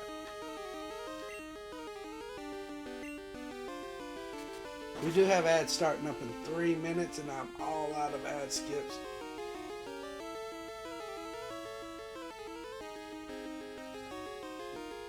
Wood said the funny thing was with Missy being blessed by Cerberus is a mix of his bloodthirsty and overprotective nature mixed with him having an unnatural affinity with dogs.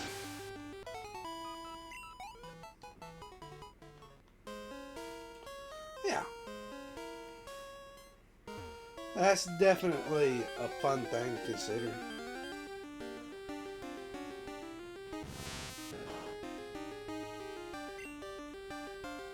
Unnatural affinity with dogs. So,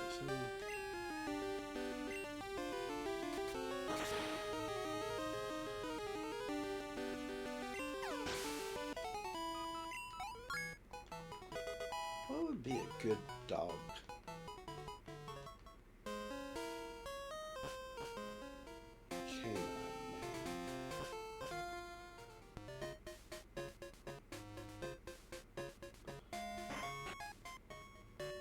Every time I think of Fire Dog, I keep thinking of Arcanine,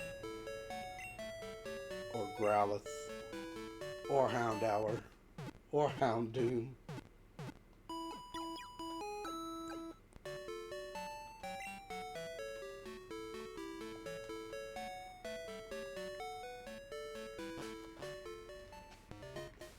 Alright, let's see.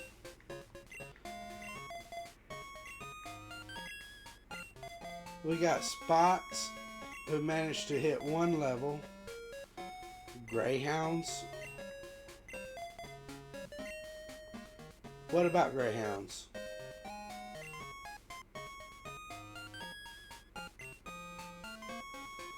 Or do ER?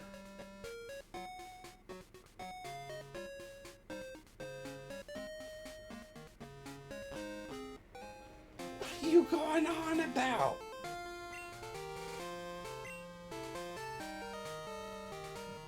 I mean for dog base. Sorry, typo.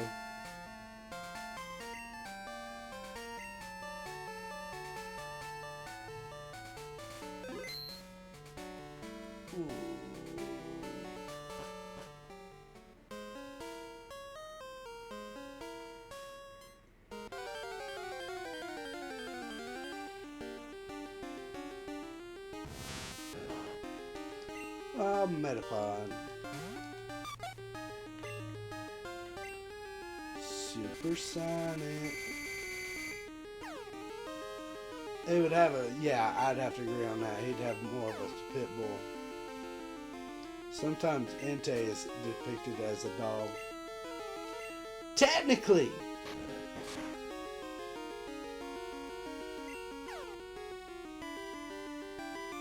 now you're going into it about Entei like in Pokemon being a dog too, and I get that. A lot of the Japanese culture actually depicts Entei as being a horse. A demonic horse.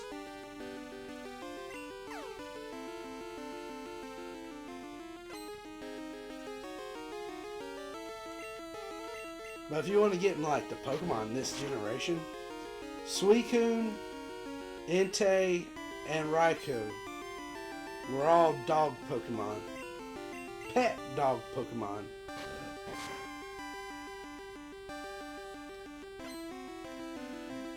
That died in the fire and then was brought back by Ho-Oh.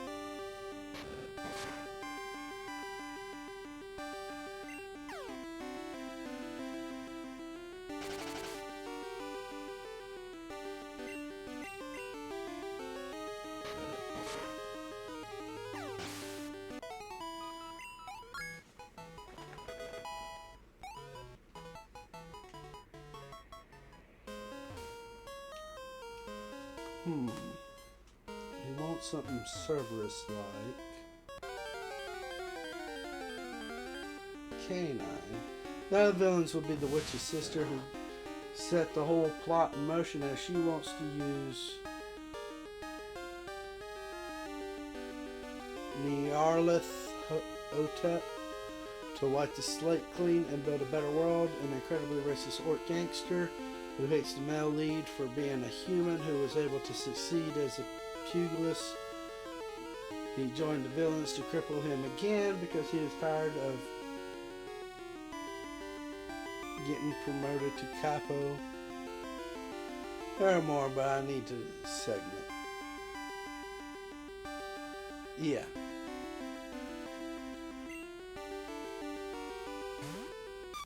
He's tired of never getting promoted to capo.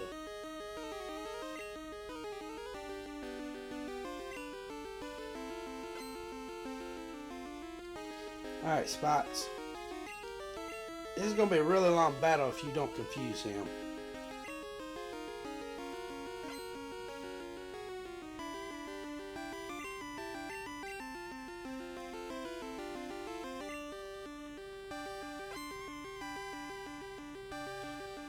Spots, I'm giving up on your supersonic because you suck. Alright. Oh, I should have just swung out tackling. Just do what I can.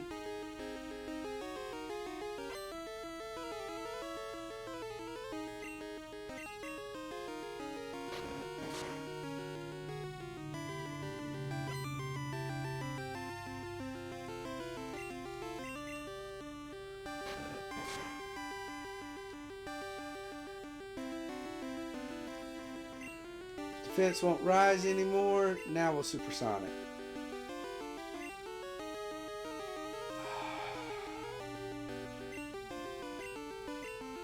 I'm gonna need you. Thank you.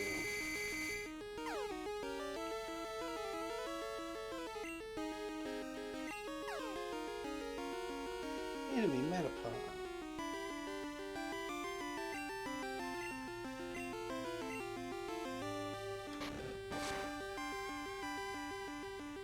Confused no more. That is so typical. Metapod's like, I'm not confused. I refuse to be confused.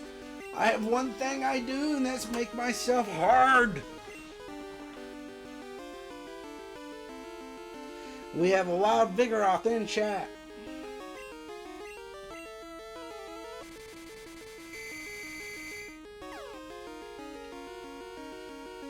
And this is precisely why Spots barely gains any XP and levels when it's its turn. Because he keeps hitting the Kakuna and Metapods.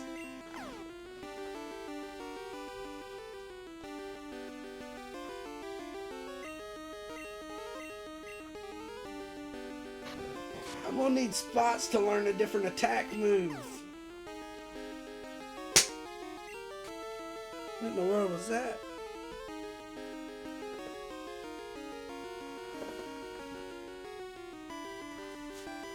Huh.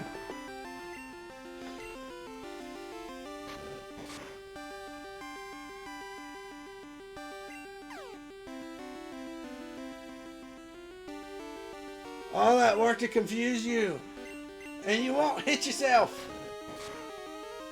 This is a strong-minded Metapod.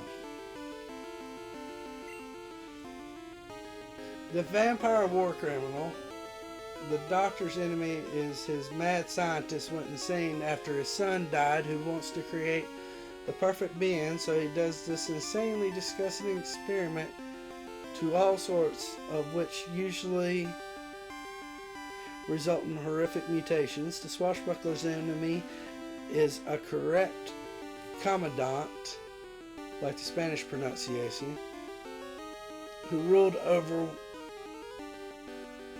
one of the states with an iron grip. Okay, the mad scientist mentor.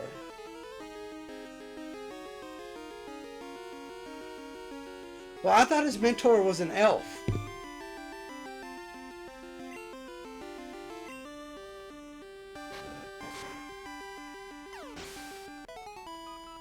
Was an elf doctor, an elf healer.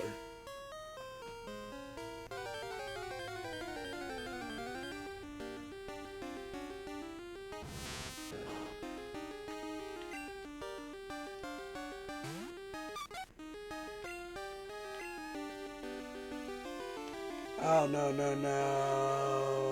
I forgot. In order to keep these battles from dragging on so much, I need to hit you hard as I can right at the start of the battle. The doctor went insane when his son died before he met the dwarf.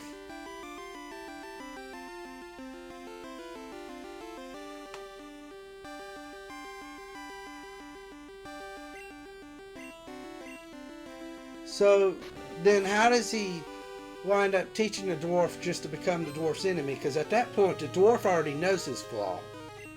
The dwarf already knows what's up with him.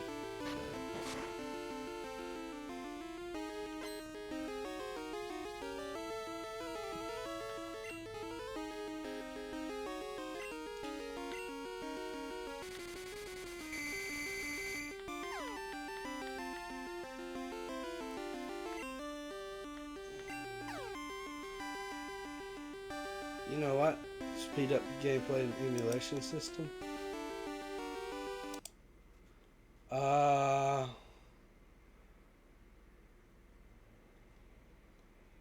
See, pause, next frame, toggle full screen. How about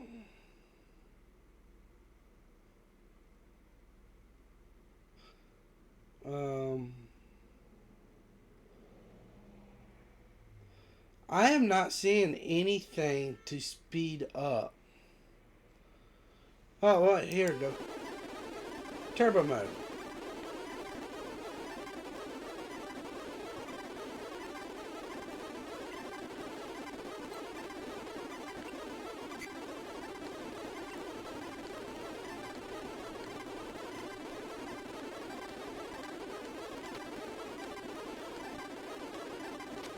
The game audio. Well, we don't have to worry about... Whoa! I do not like turbo mode.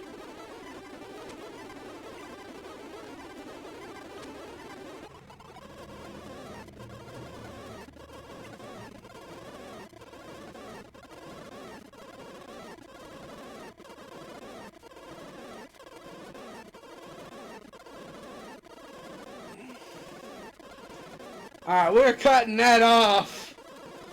We are cutting off turbo mode.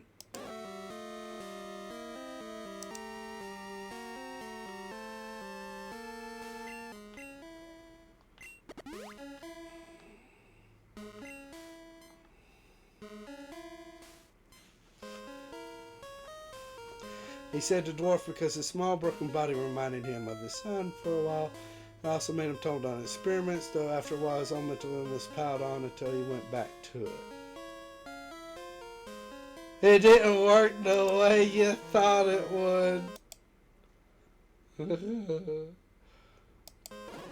It's like Turbo's nightmare mode. Watch this shit.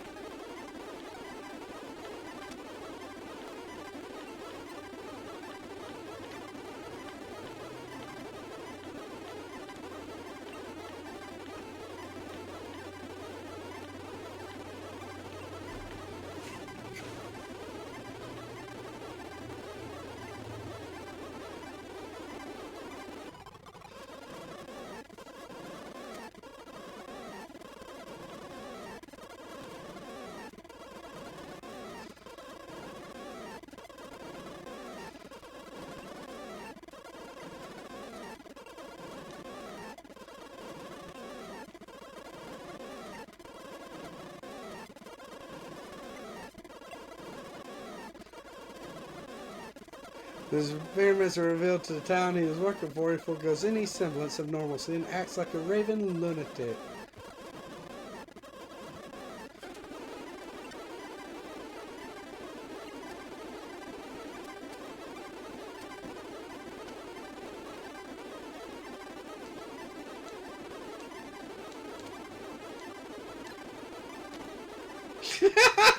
Straight from pedal dance to magnitude.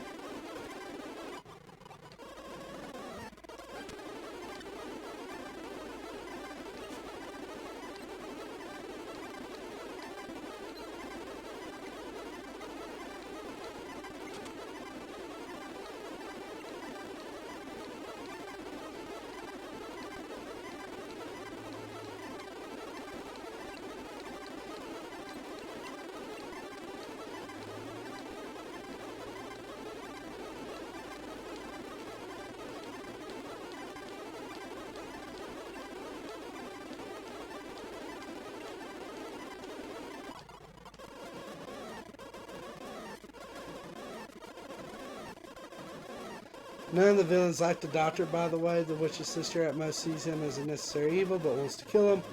The war criminal and the Commandant see him as too depraved for them. The mobster hates him solely because his philosophy goes against the idea of making a race that suppresses orcs.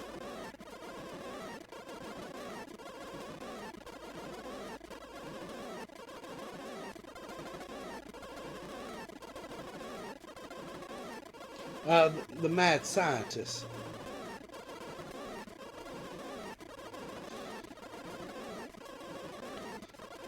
Alright.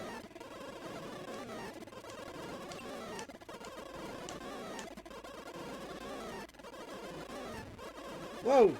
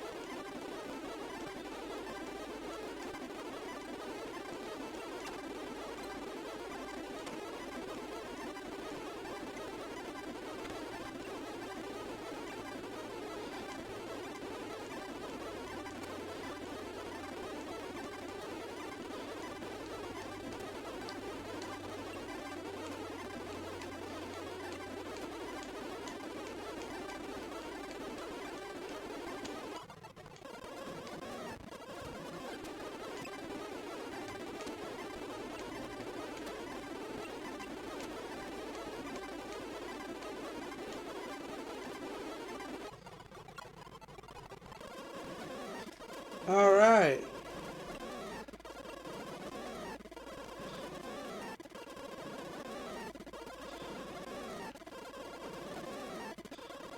Yeah, no. That's where you need to be, Parker.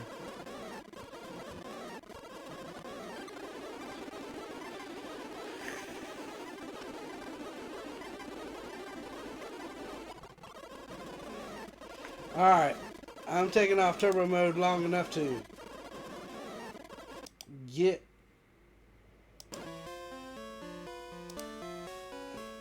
Yep, the Orc Monster would also kill any of the doctor's human experiments on site because he hates humans that much. Ooh.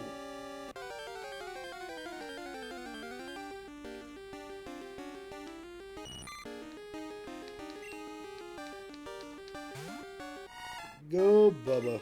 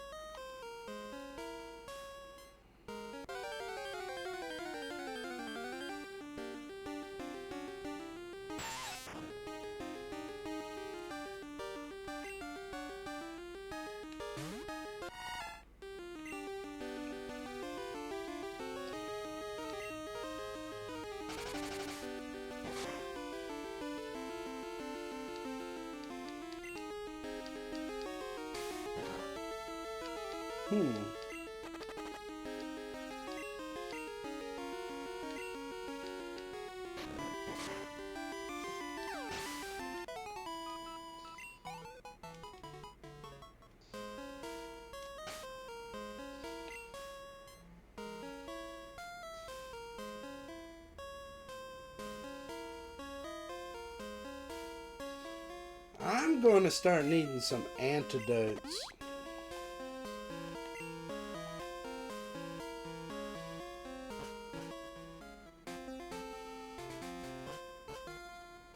Azalea Town.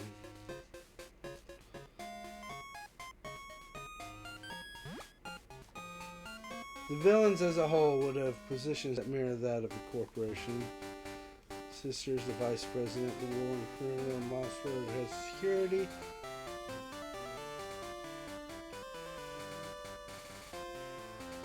The head of PR and finances. Interesting.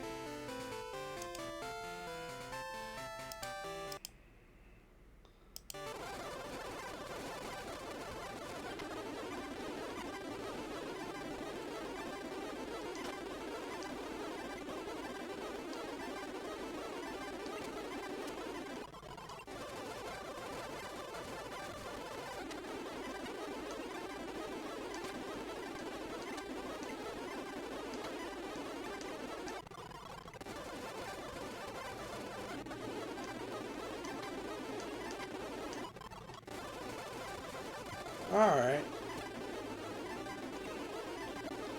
Monster weapons would be knuckle dusters, but due to him being he can morph them into gauntlets.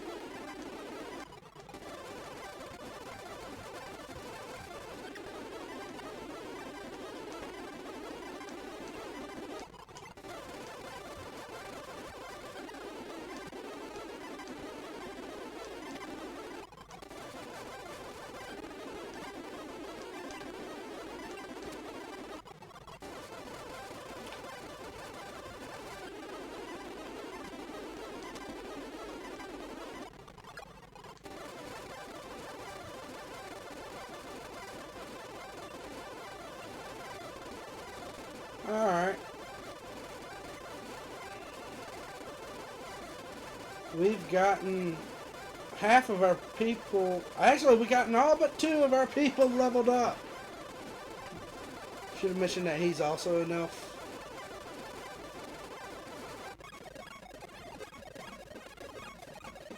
Ah, it's like Twitch does Pokemon!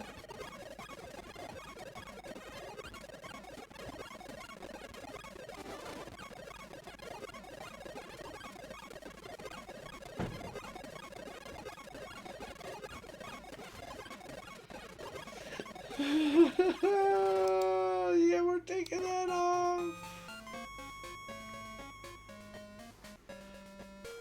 If you ever wanted a Pokemon nightmare, that was the most nightmarish Pokemon ever.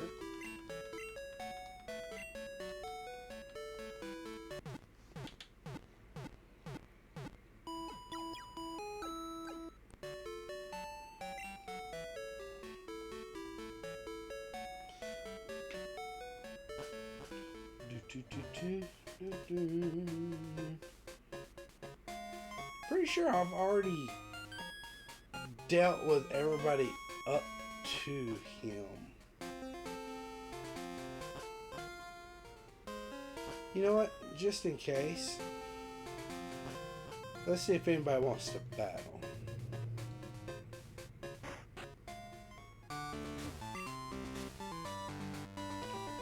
Yeah.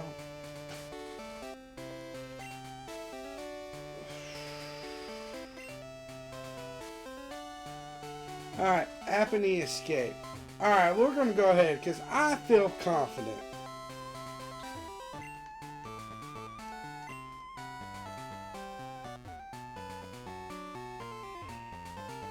We're going to save because I feel confident.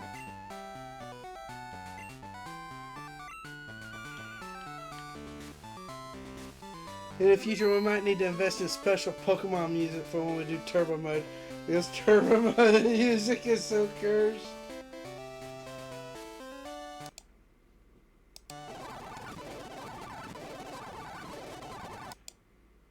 Yeah, that'd give someone a migraine or a headache or something. I'm Bugsy. I never lose when it comes to bug Pokemon. My research is going to make me the authority on bug Pokemon. Let me demonstrate what I've learned from my studies. The elves would run countries based on England, France, Spain. Also took over the Irish country, which is dwarf territory. Vampires would run countries that are basically in Italy and Romania.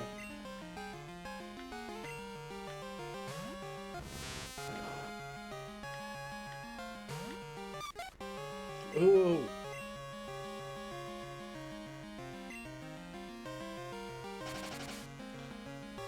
Okay, I really need the supersonic to hit.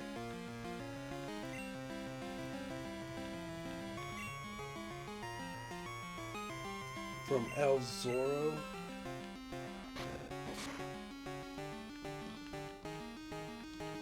Spots.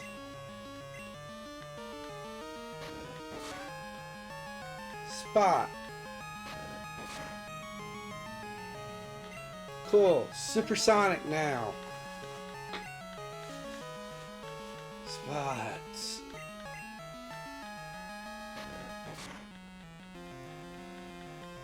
I remember when Supersonic used to hit.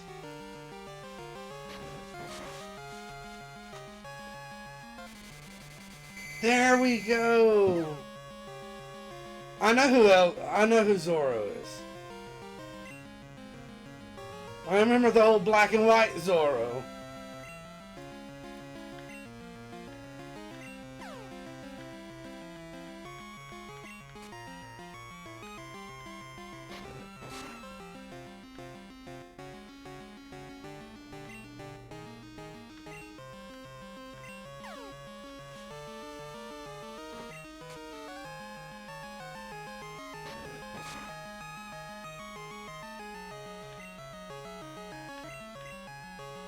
No, no, no, no, no, no, no, no, no, no, no, no, no. Alright. Animal theme is crows.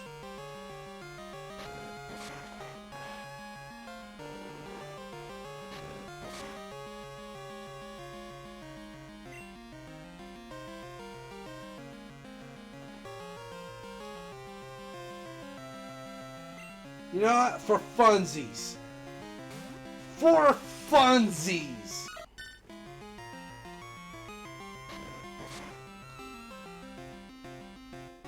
Since if you have a guy based on Zorro, you need his animal motif to be a cunning animal.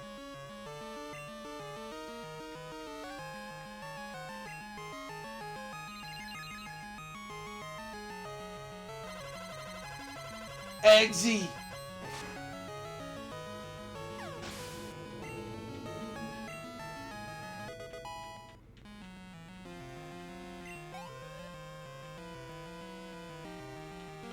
About to use Kakuna.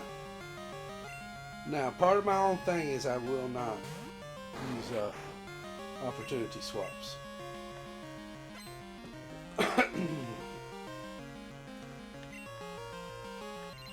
Eggsy! Metronome! Oh, shit.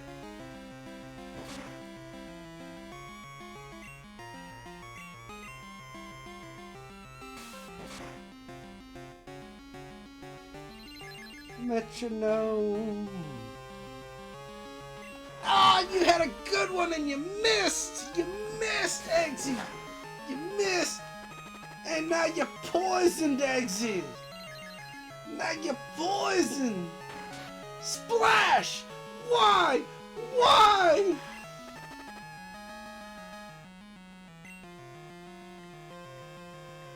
Eggsy. This paralyzed cure. I'm out of poison cures.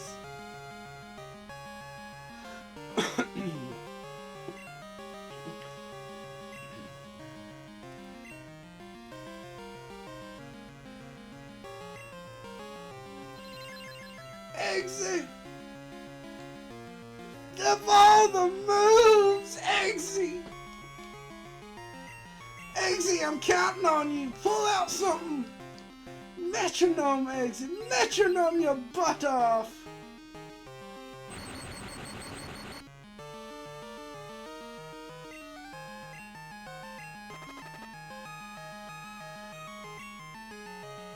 Take the potion, Eggsy!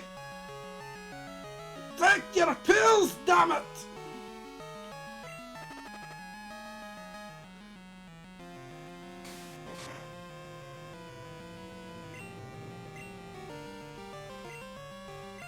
Eggsy! Metronome! Something good! Tackle!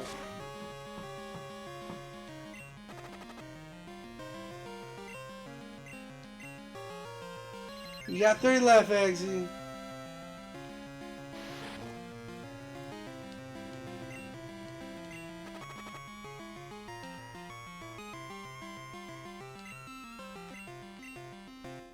It was bad if Sense was going Scottish. Okay, Eggsy, that's helpful. I mean it.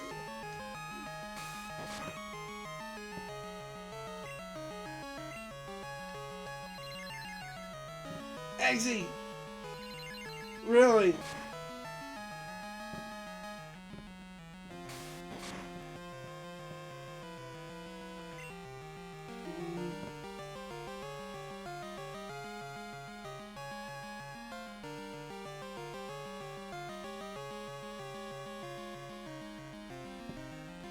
Is that a Kingsman reference or just an egg pun or both?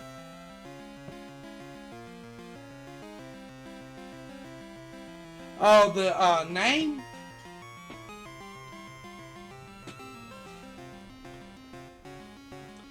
Yeah, it's actually a bit of both.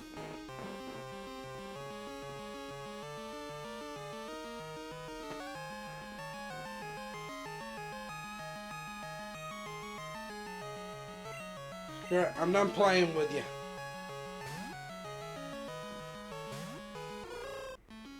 Hootsy's come to play. This guy gets hardened. He's like, wait, the bird has come out. Don't get scrambled.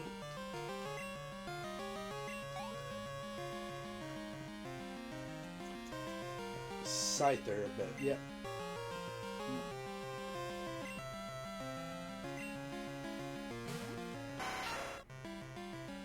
I recently watched the first 2 Kingsmen with a friend yesterday. First movie has a better story. With Hootsy, it's over easy. Zuzu coming up with all the egg puns now.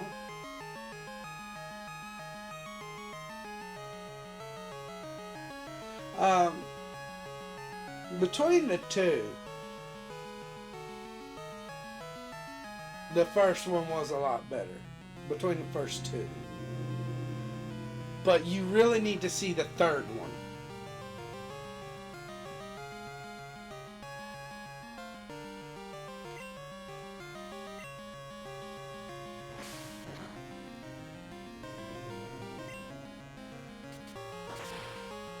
And we have ads.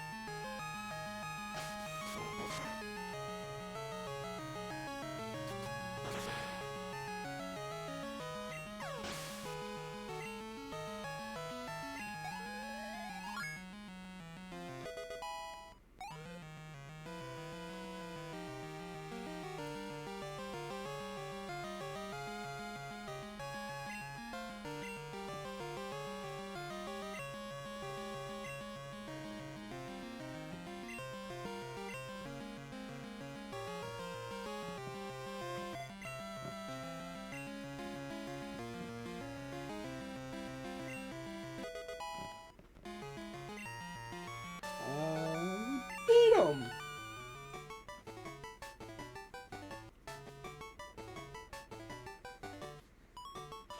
And welcome back from ads. Hoosie had a little bit, because his Scyther kept using Quick Attack. But Hoosie did, and then leveled up, and learned Hypnosis.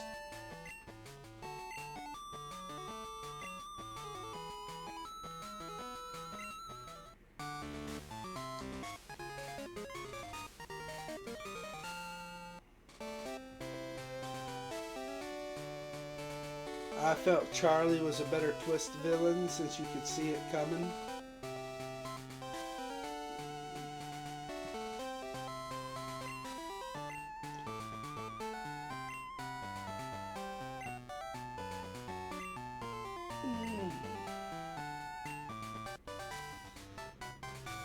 I don't know how I feel about with Whiskey. It felt like so they could have a cool looking final fight.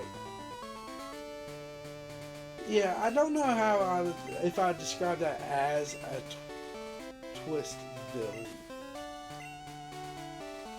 because they made it very apparent it's about to go down with him because of Galahad.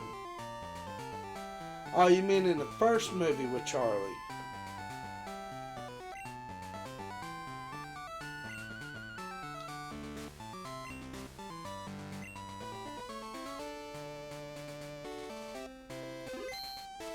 Well, when you look at it, like, even Arthur went to the dark side. And it was all, in the first movie, everybody did, it was all...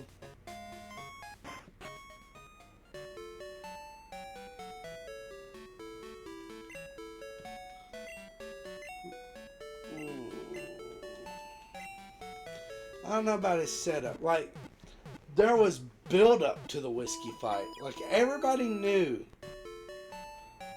Because Galahad had feelings about Whiskey the whole time.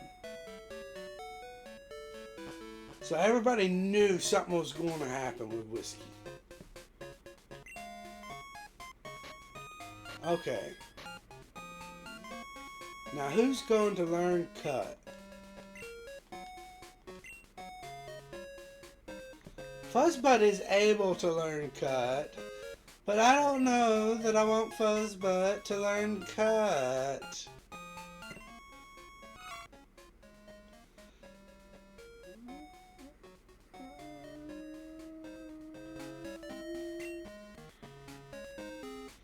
Let's see who we have. In the first movie, you expected Charlie. Yeah. You expected Charlie to turn around, so I'm not sure I would call him a twist.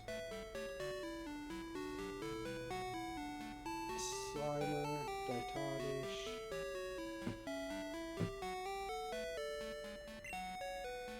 You know what? Let's give Cut to Fuzzbutt.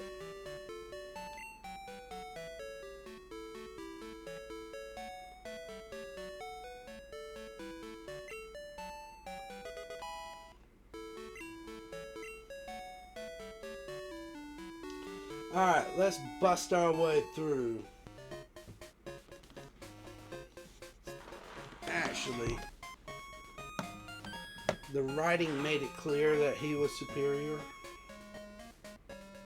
Or he felt like it. Yeah, I was going to say. That's like the whole character arc with him was he thought he was superior, but in reality,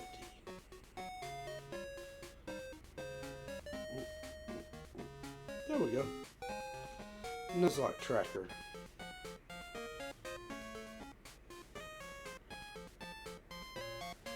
Alright.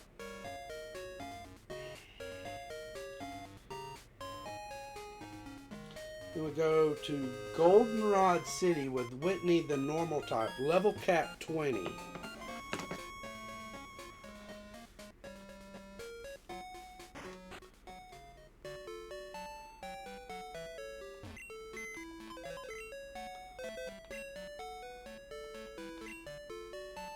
Alright, who do we want to go up against the normal type? You know what? I am going to bring out Zuzu for that. I want you... I do want Parker. I do want Hootsy, I want Fuzzbutt, and I want Bubba. Farewell, Spots! You served me adequately.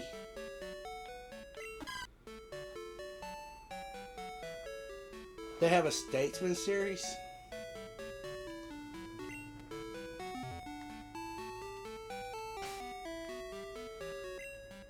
Alright.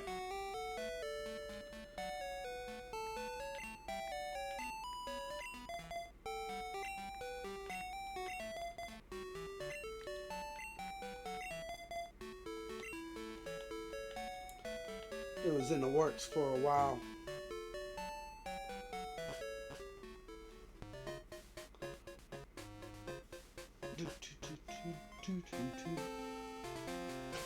Hold up. Let's see how many Pokeballs I got. I got plenty of Pokeballs. Oh, that reminds me.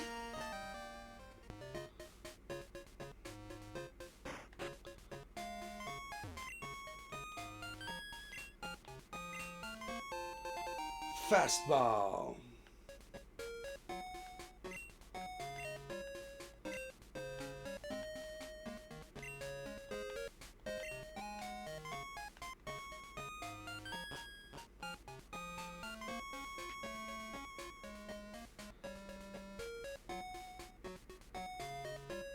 There's something that's in the works, but don't know if it's still in the world. We haven't seen much there.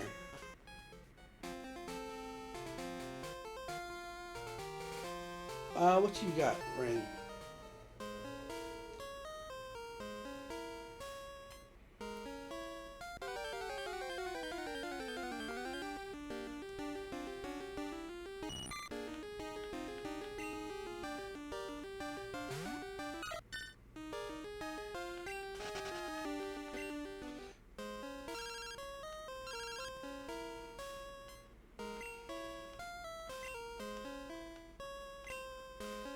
Valentine is a better villain than Poppy, though, mainly because of how much of a hypocrite he is. He can't stand the sight of blood, but has a plan to massacre a large portion of the planet.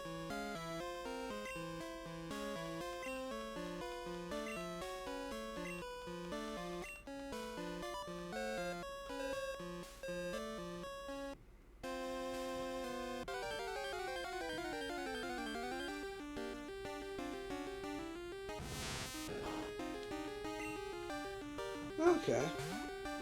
Yeah, I can definitely agree that I cared more for Valentine as a villain. Then Poppy. No, Eggsy. You getting it rough now, buddy? Well, no shit, he's gonna encore Eggsy. It's the only move he does.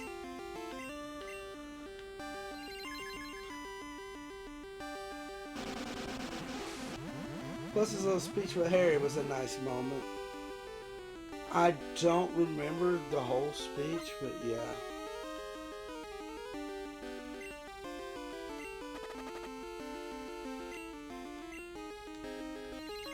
At least we got the toxic. No. Okay.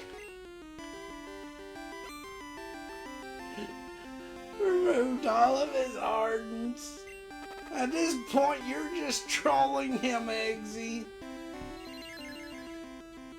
You don't remember the blatant McDonald's advertisement?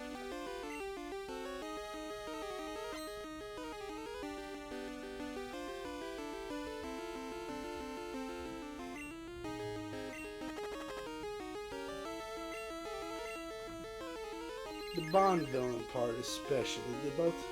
I don't remember. Zuzu.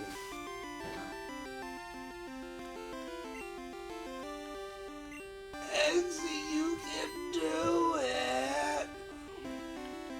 Save some of your metronomes, Eggsy. You've only got 4 left. We're going to charm.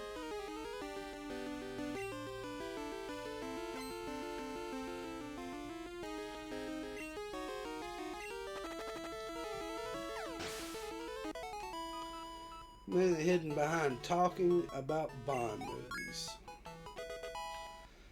Eggsy grew to level 14. Yeah.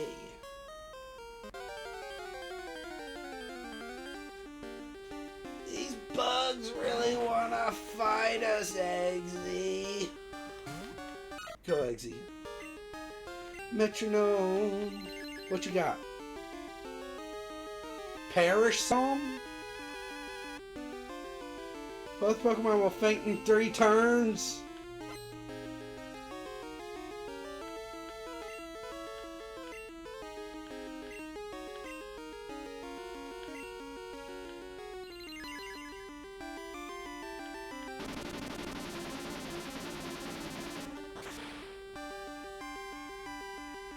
Thank you, Eggsy.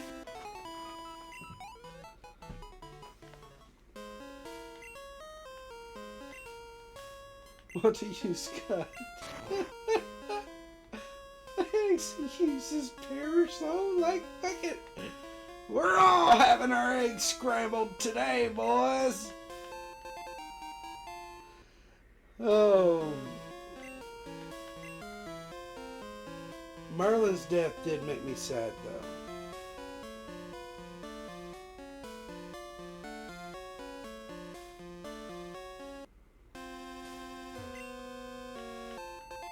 Yeah.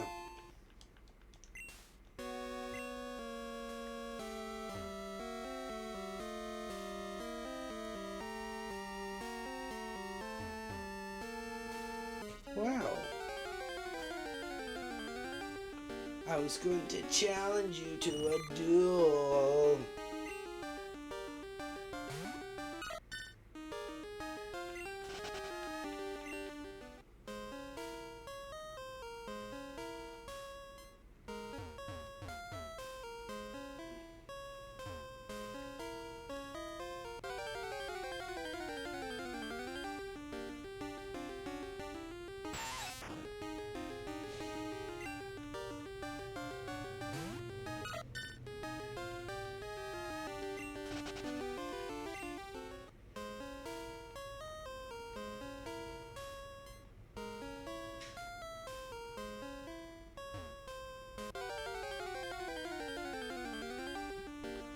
It's like the passing of the Kick-Ass movies more than the Kick-Ass comics. At least the first one. It's weird how the 8-issue comic felt rushed compared to a 2-hour movie. Pacing. I actually didn't watch any of them.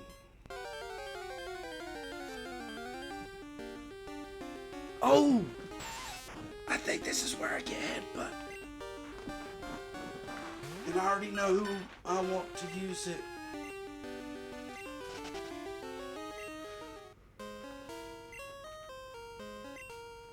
I'm shaking trees using headbutt. It's fun. Here, you try it too. Actually,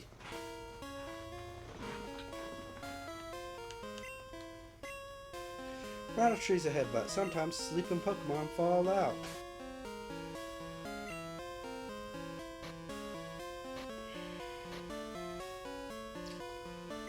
Headbutt. Teach headbutt to a Pokemon? Yeah.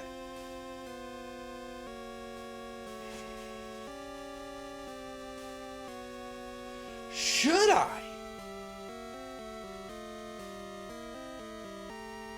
It would give Eggsy something other than...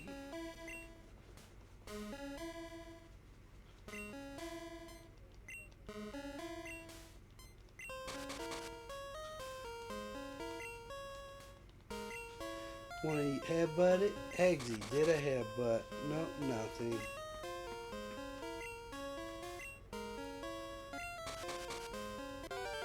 There we go.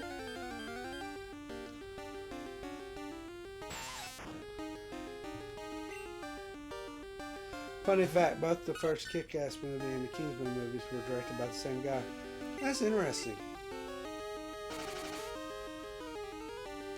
Oh, it's a level 10 Weedle.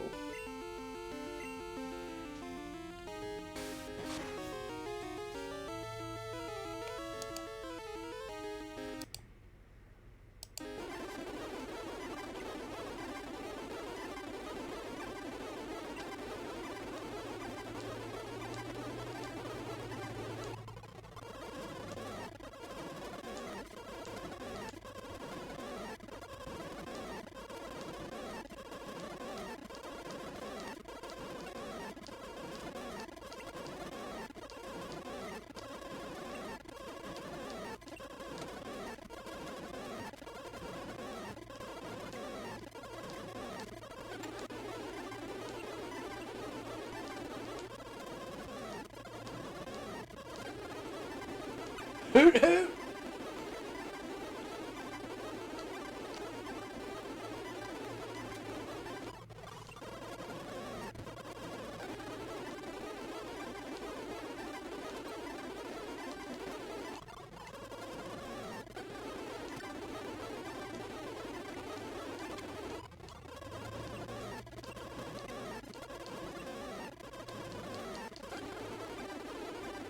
Hello!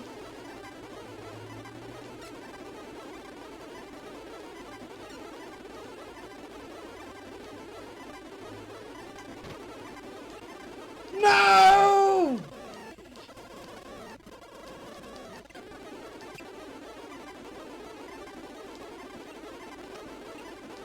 We can't escape from the sleeping Pokemon?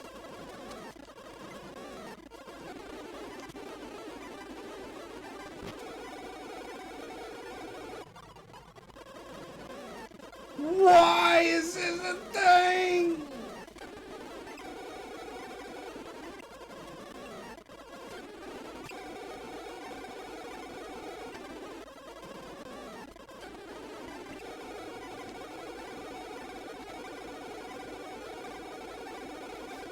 Alright.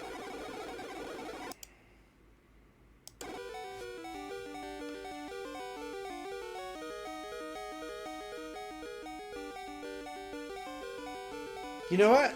Let's try it. No guts, no glory. No, we're going to die! Why? Why go? Why?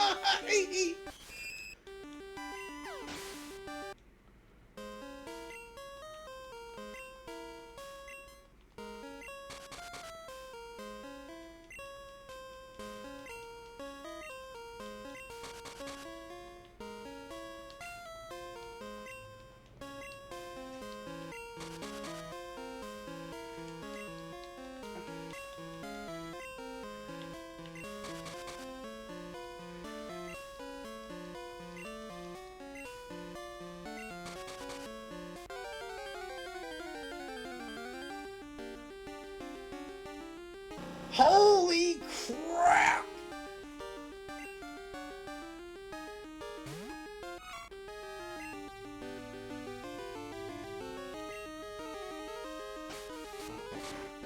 I was not expecting to see this today.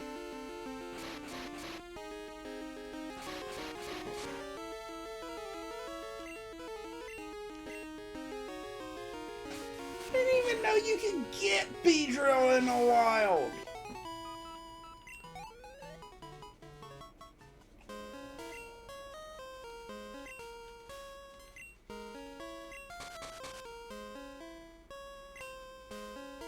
And we had to go to escape. See, I know there's a pine coat here. See, I know there's a pine coat here now.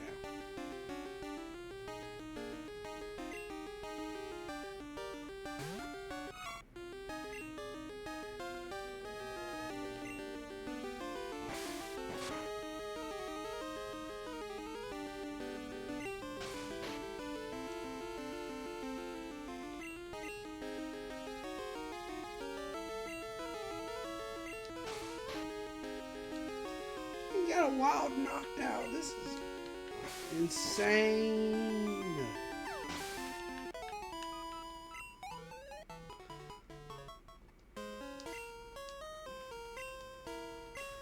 Do I want to headbutt it? Yes, I want to headbutt it.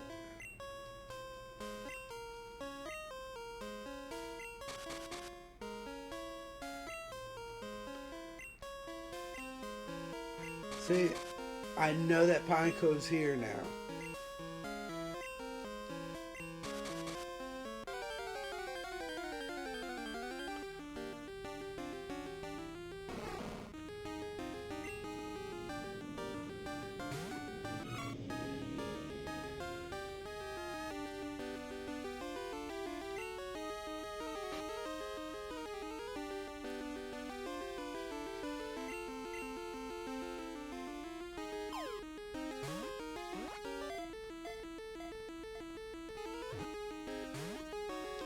Oh, it appeared to be caught.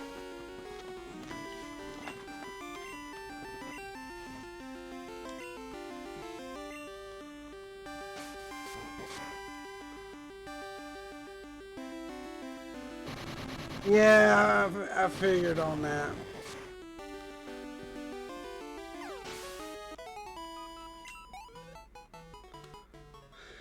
Oh, you know what?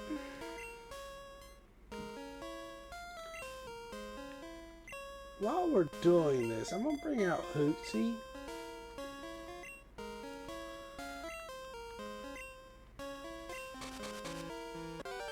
Seeing as our goal is to catch this thing.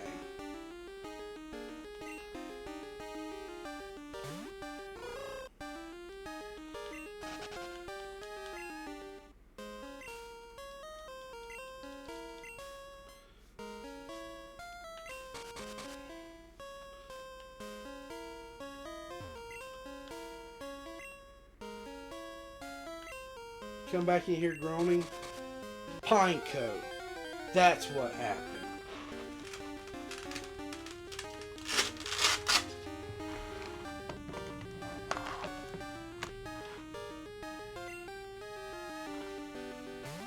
Pineco's pulling a Fampy.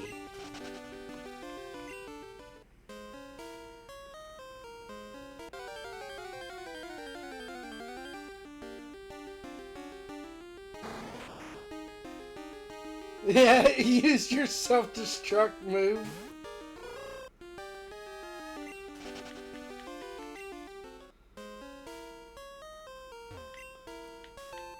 Ether.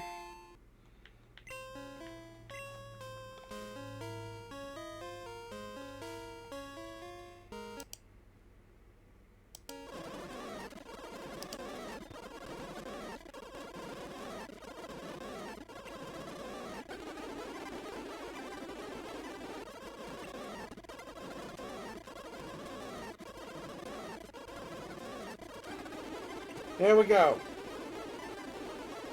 My ears.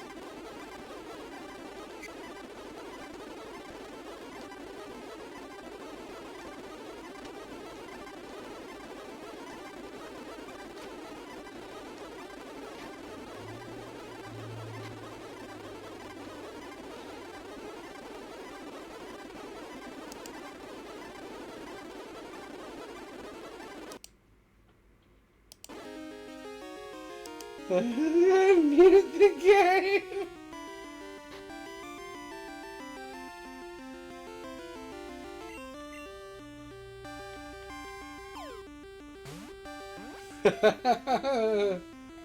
That won't work. Yeah, because fast balls only work for fast Pokemon in this game.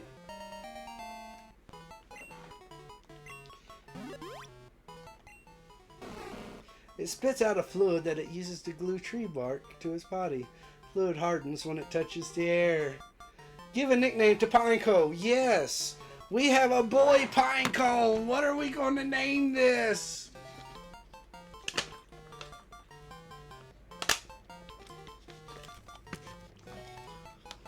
Will I keep self-destruct? You're wanting to name it Kitty. You're wanting to name it Kitty, aren't you?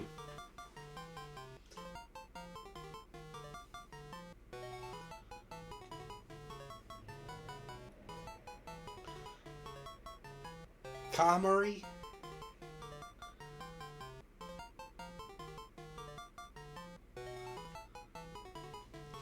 You mean Kimari, don't you?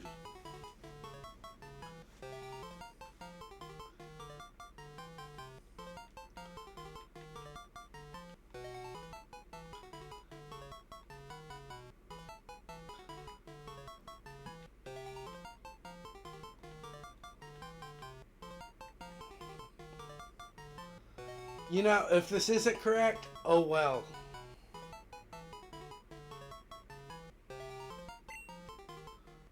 Darkness blacker than black, darker than dark. The time of awakening has come. Return all of creation to cinders and rise from the abyss. Grant your humble servant the most powerful attack ever known. Explosion!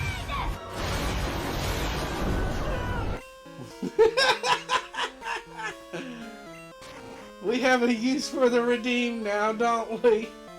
You guys gonna make me blow them up? I'm gonna have to keep them in my party at all times.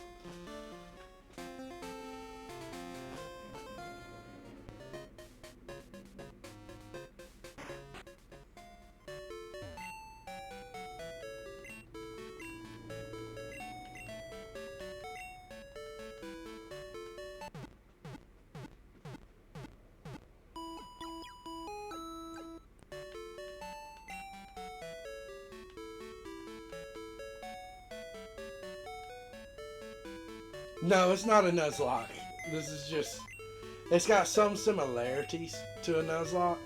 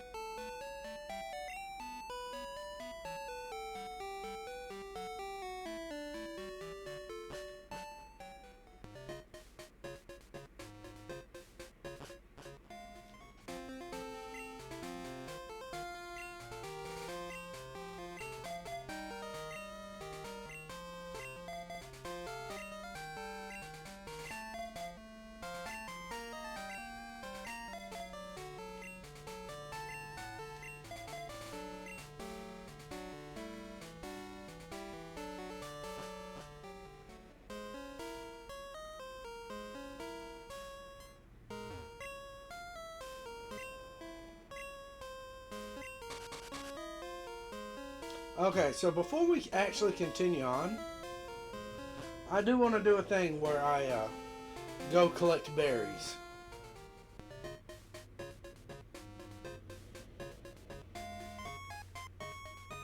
That plus some of these are supposed to drop Heracross.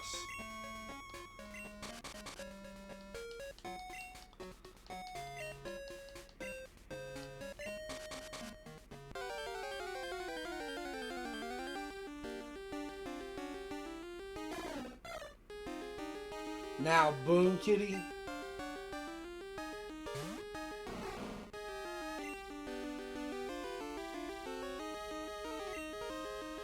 I get 5 PP for self-destruct. I guess so, it makes sense because I could always use revive on it. There! There! Are you happy, savages? Oh, actually, so, next time. It is getting late for me. So I do need to call it stream.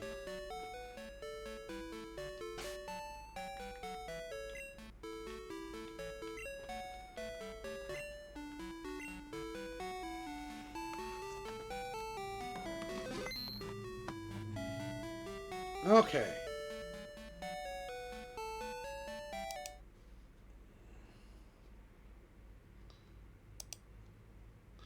So,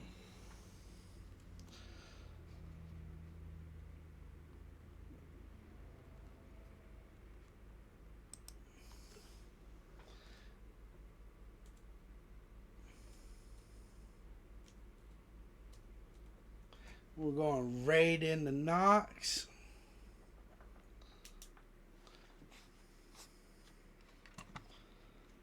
So there is your thing. Be sure to copy it in.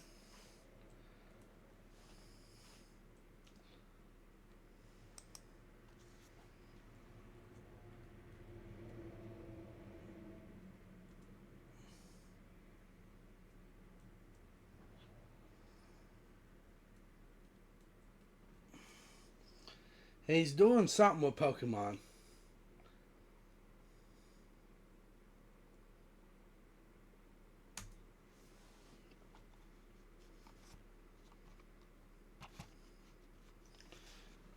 Looks like everybody's done bounced out. Pokemon trading something. It might be part of his tourist run. But I want to thank everybody that showed up. It was fun chatting with you guys. Fun chatting with you. Good to hear about everything going on with your story there, Reen. And, well, your game story. Thank you so much, everybody that... I did boom Kitty. I boomed Kitty. So thank you for showing up. Thank you for the redeems.